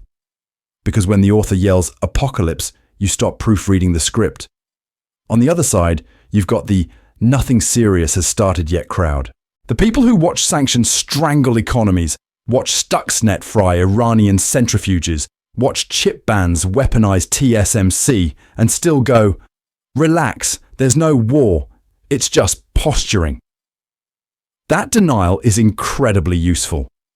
If you think war only begins when a politician stands up and says the magic words, "We declare war," you will always be at least one season behind. By the time the title card hits, the pilot, the prequel, and half the first arc have already aired. Here's the thing. Both eras serve power in different ways. Panic turns you into a consenting extra. Denial turns you into a silent extra. In panic mode, you'll nod along when they tell you we need more data collection, more patriotic sacrifice, more temporary restrictions, because you've been primed to see every headline as foreshadowing the mushroom cloud. In denial mode, you won't demand accountability for the sanctions that wreck someone else's food supply. or the cyber command that quietly becomes a fifth branch of the military, because you've filed all of that under the category peacetime shenanigans. And then there's the strategic galaxy brain discourse. Half the community insists every move is 12D chess, part of a perfectly planned long war. The other half insists it's all chaos, no author, just idiots tripping over the nuclear prop closet. Both are comforting in their own way. If you see omnipotent planning everywhere, you don't have to grapple with contingency or pushback. If you see pure randomness, you don't have to grapple with responsibility. But real policy is an ugly mix of intent and improvisation. Pre-writing and panicked rewrites. Some things are deliberately foreshadowed. Some are clumsy retrofits to last week's disaster. Mislabel that mix, and you misread the cues that matter. You either overcredit the plan and assume resistance is futile, or undercredit it and assume nothing you do matters because they're just winging it. Both readings keep you from noticing the small specific choices where your consent is actually being scripted. So we need to fix the label. Not to win an internet argument, but because your odds depend on it. And listen to me, the rest of this video is going to pivot. Less diagnosing the author's tricks, more on what a single, allegedly powerless reader can realistically do to navigate the plot and nudge a few panels in their favor. The bad news is, you're already in the war. The good news, you still have more lines than you've been told. The question is, which ones are you going to deliver when the next scene hits? So here's the annoying twist in this whole final war foreshadowing. You don't get a dramatic recruitment scene. No flag, no speech, no press X to join faction. The war is code, currencies, and narratives, which means the first question isn't, which side should I pick? It's, how do I even know which side I'm already on? Because you are on a side. Multiple, actually, by default. This is not a sin. This is normal. If your passport says one country, your salary hits a bank in another, and your attention lives on 3 US-based platforms and 1 Chinese-owned app, congratulations. You are a walking coalition government. You are already aligned with the state that defends your borders, the companies that route your data, and the currencies that denominate your future, whether or not you've ever had a single intentional thought about any of it. Here's the thing. Most alignment is boring paperwork, not dramatic oaths. Your tax payments fund sanctions and drones. Your savings stabilize or destabilize a currency. Your clicks train recommendation engines that foreign ministries treat as soft power artillery. When a platform quietly tweaks an algorithm and suddenly certain protests vanish from your feed, that's not a random bug. That's narrative targeting, and you helped calibrate the scope, one doom scroll at a time. I need you to notice the trap here. The story we're sold is, you can always opt out. Just be independent. No. You cannot unilaterally exit swift, airspace, or undersea cables by sheer vibes. You are embedded in global systems the way a character is embedded in the author's outline. You don't get to rewrite the whole plot. But you do get to choose how seriously you take your role, where you put your time, your data, your money. That's your local rewrite window. Pattern interrupt. Stop thinking country versus country for a second. Think values versus values. Because the real map is weirder. There is an authoritarian cluster that loves surveillance, centralized levers, and for your safety censorship. There is a democratic cluster that at least pretends to care about accountability and pluralism. There are centralized models where 5 companies and 3 ministries hold the kill switches, and decentralized models where power is smeared across protocols, co-ops, and messy, annoying community governance. And these aren't clean categories. Your government might run on democratic rhetoric while quietly importing authoritarian tooling from a rival. Your favorite disruptive app might be a beautifully planned extraction machine that turns your attention into someone else's political leverage. Fans of freedom end up subsidizing systems that do not, in fact, have freedom in their writing Bible. That's the problem. So instead of asking, which flag should I salute? Ask, which institutional arrangements do I want to buff or nerf through my participation? Every subscription, every login, every payment is a tiny vote for a future stack. You are strengthening or weakening norms, privacy versus surveillance, open protocols versus walled gardens, sustainable production versus strip mining, whoever can't say no. Listen to me, you are not powerless, but you are not the protagonist either. You are a recurring side character with a surprisingly high budget. The question is whether you're going to keep spending that budget on the default build. In the next section, we need to talk about what respecking actually looks at human scale, without pretending you can just uninstall the whole war. So, if you're a side character with a decent budget, how do you not end up as the extra who dies in the first 5 minutes? Because that's the role the system has planned for you online. Disposable emotional artillery. Click, share, explode, respawn. Here's the thing.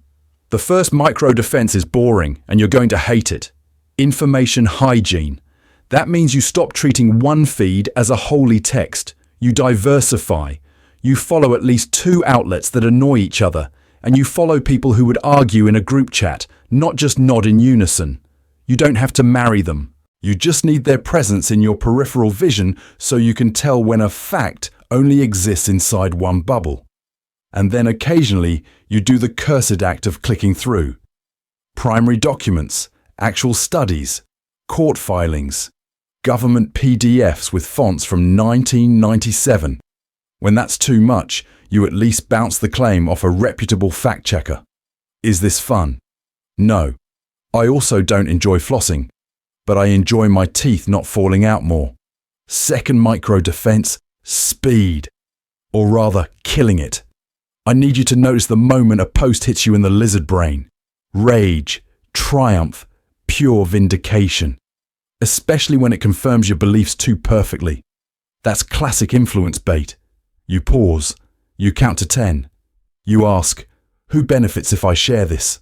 Who wrote it? Is there a source that isn't a screenshot of a screenshot? If you still want to post after that tiny delay, go ahead. This is not a sin.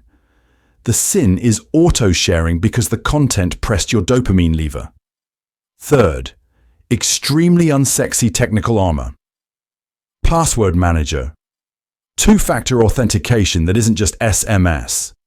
Software updates that you actually run before the heat death of the universe. Cautious app permission so the flashlight app isn't also the surveillance ministry. None of this makes you a hacker. It just moves you out of the steal their stuff with a Google search category, which is where most fans currently live. Fourth, offline humans. I need you to have a tiny, trusted network that is not mediated by an algorithm. Friends, family, local community. People you can text when a headline makes you feel physically ill. Hey, am I losing it, or is this insane? You sanity check narratives together. You share skills. You figure out who has a generator, who can cook, who understands basic first aid. When the information front gets noisy, that little group becomes your manual override. None of this is paranoia. This is basic self-respect in an environment where multiple authors are actively trying to foreshadow your reactions and weaponize your attention. You are not overreacting by putting on a helmet in a war zone. This is fine. This is normal. The abnormal thing is walking through artillery fire raw-dogging reality with no filters. Which brings us to the next problem. Once you've got personal armor, what do you actually do with it? Because micro-defenses are step 1. The harder question is how you participate in a community war without becoming just another unpaid extra in someone else's propaganda reel. So here's the thing. Once you realize you're already in a war, the next question is, okay, what does a non-dumb country actually do about it? Not the movie version with the inspirational speech and the jets, the boring spreadsheet committee meeting version that actually works. Because healthy societies don't win this final war with a single hero. They win it with institutions that are too stubborn to panic. Robust, transparent institutions are the narrative equivalent of an author who can admit a plot hole, fix it on page, and then explain the revision to the fans without gaslighting them. You need governments, courts, health agencies, central banks that can say, "We screwed up, here's the correction," in real time, under stress, under fire. If your institutions can't admit mistakes, they can't patch vulnerabilities. They can only double down on the bug and call it a feature. Transparency is not aesthetic, it's armor. In a world of deep fakes and bot farms, the only way a population trusts the official patch notes is if those institutions have a track record of showing their work. When people can see the data, the process, the dissenting opinions, it's much harder for some random troll farm to swoop in and say, "Actually, everything is a secret conspiracy." Secrets are gasoline. Openness is a wet blanket. Then there's the single point of failure problem. Remember how one company in Taiwan making most of the advanced chips suddenly turned into the geopolitical equivalent of the One Ring? That's bad writing. That's a plot where the author accidentally made one factory the main character. Healthy societies plan it differently. Diversified energy sources, distributed infrastructure, redundant supply chains. That's not just econ nerd jargon. That is literal strategic foreshadowing. You plant backup options early so one cyber attack on a port or one tanker stuck in a canal doesn't speed run you into societal collapse. But hardware doesn't matter if the players keep friendly firing each other. This is where civic education and media literacy come in. I need you to stop treating those as cute electives. Teaching people how institutions work, how evidence works, how propaganda works, is the long-term defensive spell you cast on the entire party. When a population can parse sources, spot manipulation, and understand that "I feel it in my soul" is not a data point, they're much harder to polarize, much harder to recruit as unpaid NPCs in somebody else's info op. Pattern-seeking monkeys will always see Jesus in toast. Media literacy is just training them to check whether the toaster was hacked. And no, your country does not get to solo this raid. Alliances and international norms are messy, hypocritical, frequently cringe. This is not a sin. This is normal. NATO arguments, UN deadlocks, trade spats. This is the ugly bureaucratic outer shell of something crucial. Pre-agreed rules for how far the grey zone games can go before everyone hits the brakes. Imperfect norms are still a better author than raw escalation. Which means you personally do have a role beyond doom scrolling. You can vote, donate, and yell in ways that reward resilience and transparency, instead of whoever serves the spiciest scapegoat of the week. We need to stop treating politics as fandom beef and start treating it as long-form storytelling where the boring characters, the auditors, the inspectors, the people who insist on impact assessments are secretly the main cast. Because here's the uncomfortable twist. Even if a society builds all this macro armor, it only works if enough individuals actually use it. And that's where your personal script in this war gets a lot more demanding than retweet and move on. So here's the problem. Once you start seeing the world as a permanent low-grade war, you don't just get smarter, you also get tired. You get that specific flavor of exhausted where your brain runs 24/7 threat modeling while your body is slumped over doom scrolling in bed at 2 a.m. I need you to notice that. Because the system does not care whether you burn out. The war runs fine on autopilot. You, individually, can absolutely get ground into pace by awareness that never cashes out into action. That's not a moral failure. This is normal. It's a design feature of how information warfare hits human nervous systems. Here's the thing. There's a difference between productive awareness and marinating in fear. One is you treating the news as research for your own writing of a life, skimming headlines, tracking patterns, asking, "What does this change about my decisions?" The other is you, pattern-seeking monkey who sees Jesus in toast, scrolling through every worst-case thread until your cortisol is doing parkour. Productive awareness has a goal. Doom scrolling has a gravity well. Awareness says, "I'll give this war 20 minutes, then I'm out."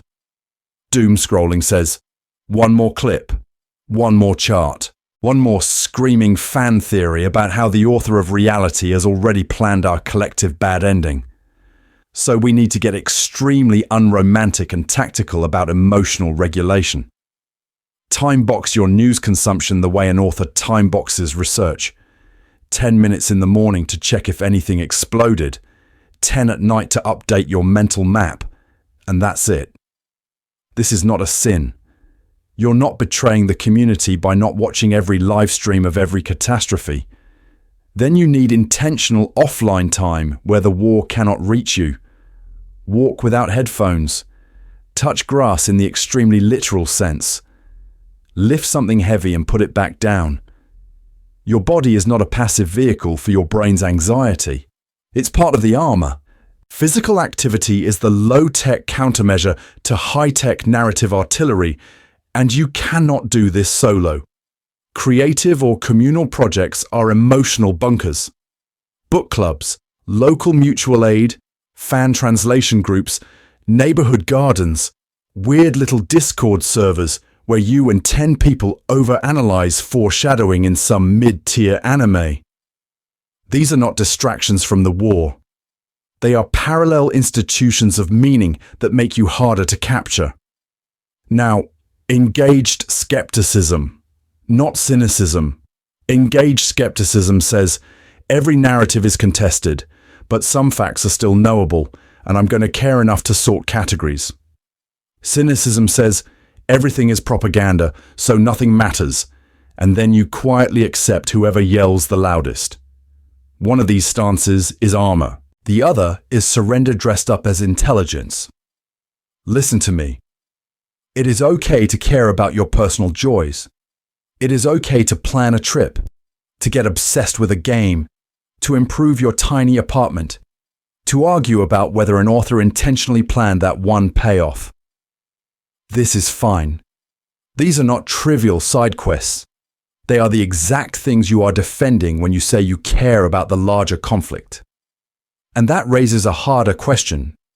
If you stabilize yourself emotionally, what do you actually do with that stability? How do you spend it in a way that matters beyond your own head? You spend it by going backwards, by doing the one thing the community almost never does with geopolitics, a reread. I need you to mentally grab the timeline of the last 15 years and drag the starting point. Not to some hypothetical World War III date with mushroom clouds, but to a bunch of nerdy, boring events you probably scrolled past. Because here's the thing. Peace didn't end when a tank crossed a border. It ended when code crossed a wire. Roll back to around 2010.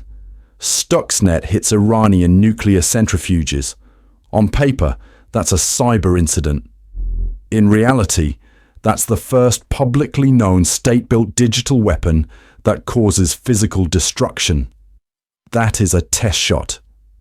That is an author quietly introducing a new combat system in Chapter 3, while everyone's still arguing about swords. Then 2014, Crimea, Little Green Men, deniable uniforms, referendum theatre. At the same time, coordinated information ops flood Ukrainian and Western social media.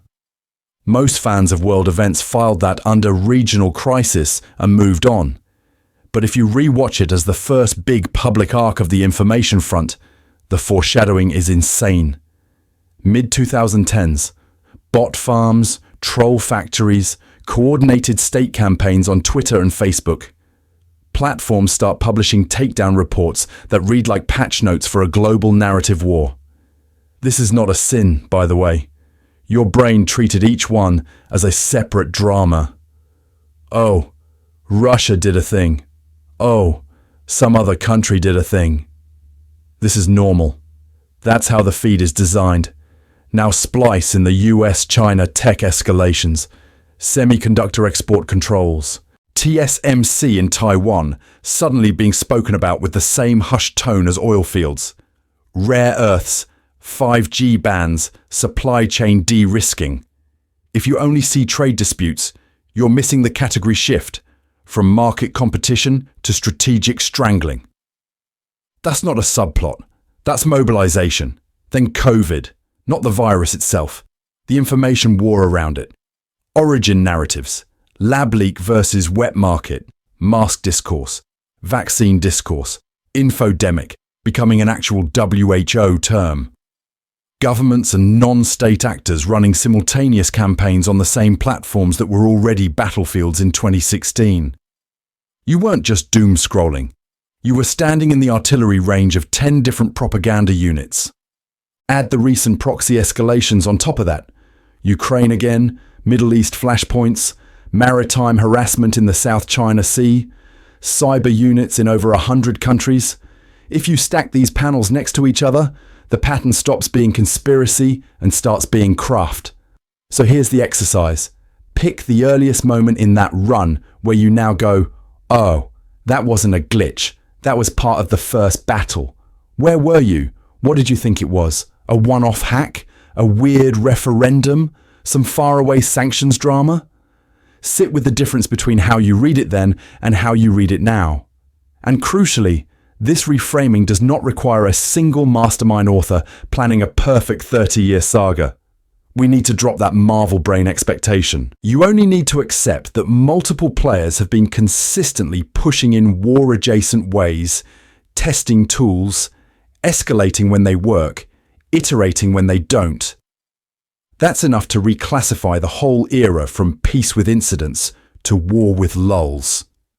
Once you move the start date, everything else moves with it.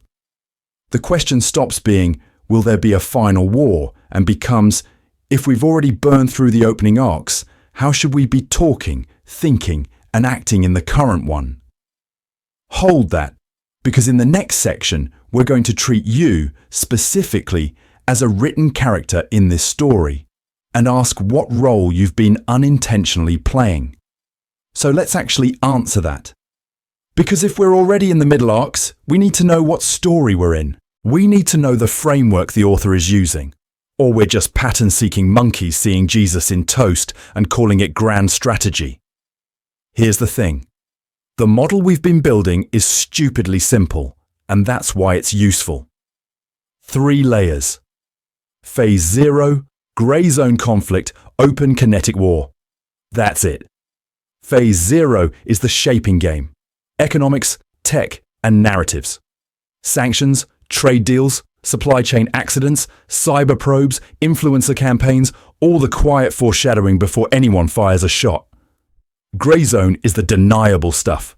Proxies, little green men, militias, mercenaries, ships accidentally colliding in the South China Sea. And open kinetic is the thing Hollywood won't shut up about. Tanks, missiles, headlines screaming war in 72-point font.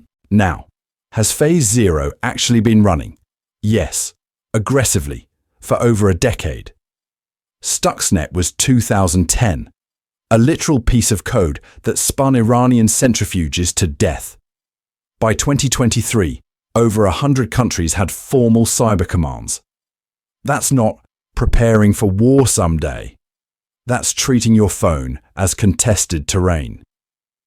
TSMC in Taiwan quietly became a strategic asset on par with an oil field because it makes most of the world's advanced chips. Meanwhile, rare earths, maritime choke points, undersea cables all get woven into a planned, intentional pressure network. Grey zone, same story. Russia in Crimea with unmarked soldiers. Iran and Israel trading blows through proxies. US and China playing bumper cars with tariffs, sanctions and patrols while insisting everything is totally fine. Everyone remain calm. This is normal. The community keeps waiting for a title card that says World War III, Episode 1, but the B-plot has been airing in the background of your doom scroll for years. So when I say the final war already started, I'm not promising a single apocalyptic showdown where the sky turns orange and the author drops the last volume. The real struggle is slower and way more boring. It's about who controls the systems you depend on. Payment rails, app stores, logistics, power grids, platforms that decide which narratives trend and which disappear. If someone else can flip those switches, you're not a civilian, you're infrastructure. Which brings us to you. I need you to stop casting yourself as either a 5-star general or a helpless NPC. You're a node.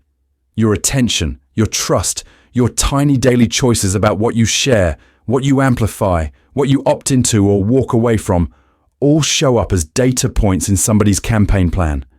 This is not a sin. This is not you being brainwashed and doomed. This is just how modern storytelling at scale works, except the authors are states, companies, and movements. Understanding the framework isn't about paranoia. It's about shrinking the gap between what's being done to you and what you can do on purpose. A bit of agency at the margins in a game that was already running when you logged in. And if you're a written character, whether you consent or not, the next question is brutal. Who's been holding the pen for your arc so far? And what happens when you start editing the script yourself? So here's where I hand the pen back to you. If this final war has been running in the background the whole time, then the first homework assignment is dead simple. Name the opening shot. I want you in the comments right now, putting a pin in the earliest event you'd put on the timeline. Was it Stuxnet quietly melting Iranian centrifuges in 2010? Was it the day you realized your feed was a trench full of bots arguing with bots? Was it sanctions, chip bans, supply chains?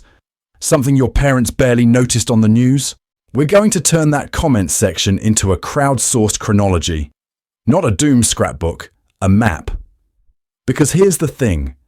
History books are going to circle some future missile strike and call that day one. They will be wrong by at least a decade. You, sitting here with your pattern-seeking monkey brain that sees Jesus in toast and psyops in TikToks, are actually in a better position to mark the foreshadowing than the official narrative will be. Second assignment. I need you to weaponize the share button, but in a very specific way. Send this to the one person in your life who still thinks war only starts when CNN cuts to grainy footage of missiles at 3 a.m. Frame it as a patch note for their mental model, not a horror trailer. Hey, this isn't about hiding in a bunker. It's about updating the way you read the story we're all stuck in. We need to stop treating war as a genre tag for explosions and start treating it as a category of pressure that's already shaping your rent, your job, your attention span, and then one concrete move this week. Not a manifesto, a micro-patch. Maybe it's doing information hygiene for the first time. Pruning 3 outrage accounts from your feed, adding 1 boring high-signal source, and actually reading past the headline before you share. Maybe it's a conversation with friends where you say, okay, no black pill spiral, but can we talk about how we'd handle a week-long blackout? Maybe it's finally buying a water filter instead of another RGB peripheral. Tiny, intentional edits to the script. This does not solve the conflict. Statement, emphatic restatement. This does not solve the conflict. You are not going to personally de-escalate US-China over semiconductors or stop some spook from running a bot farm. This is not a sin. This is normal. The problem isn't that you can't fix the whole story.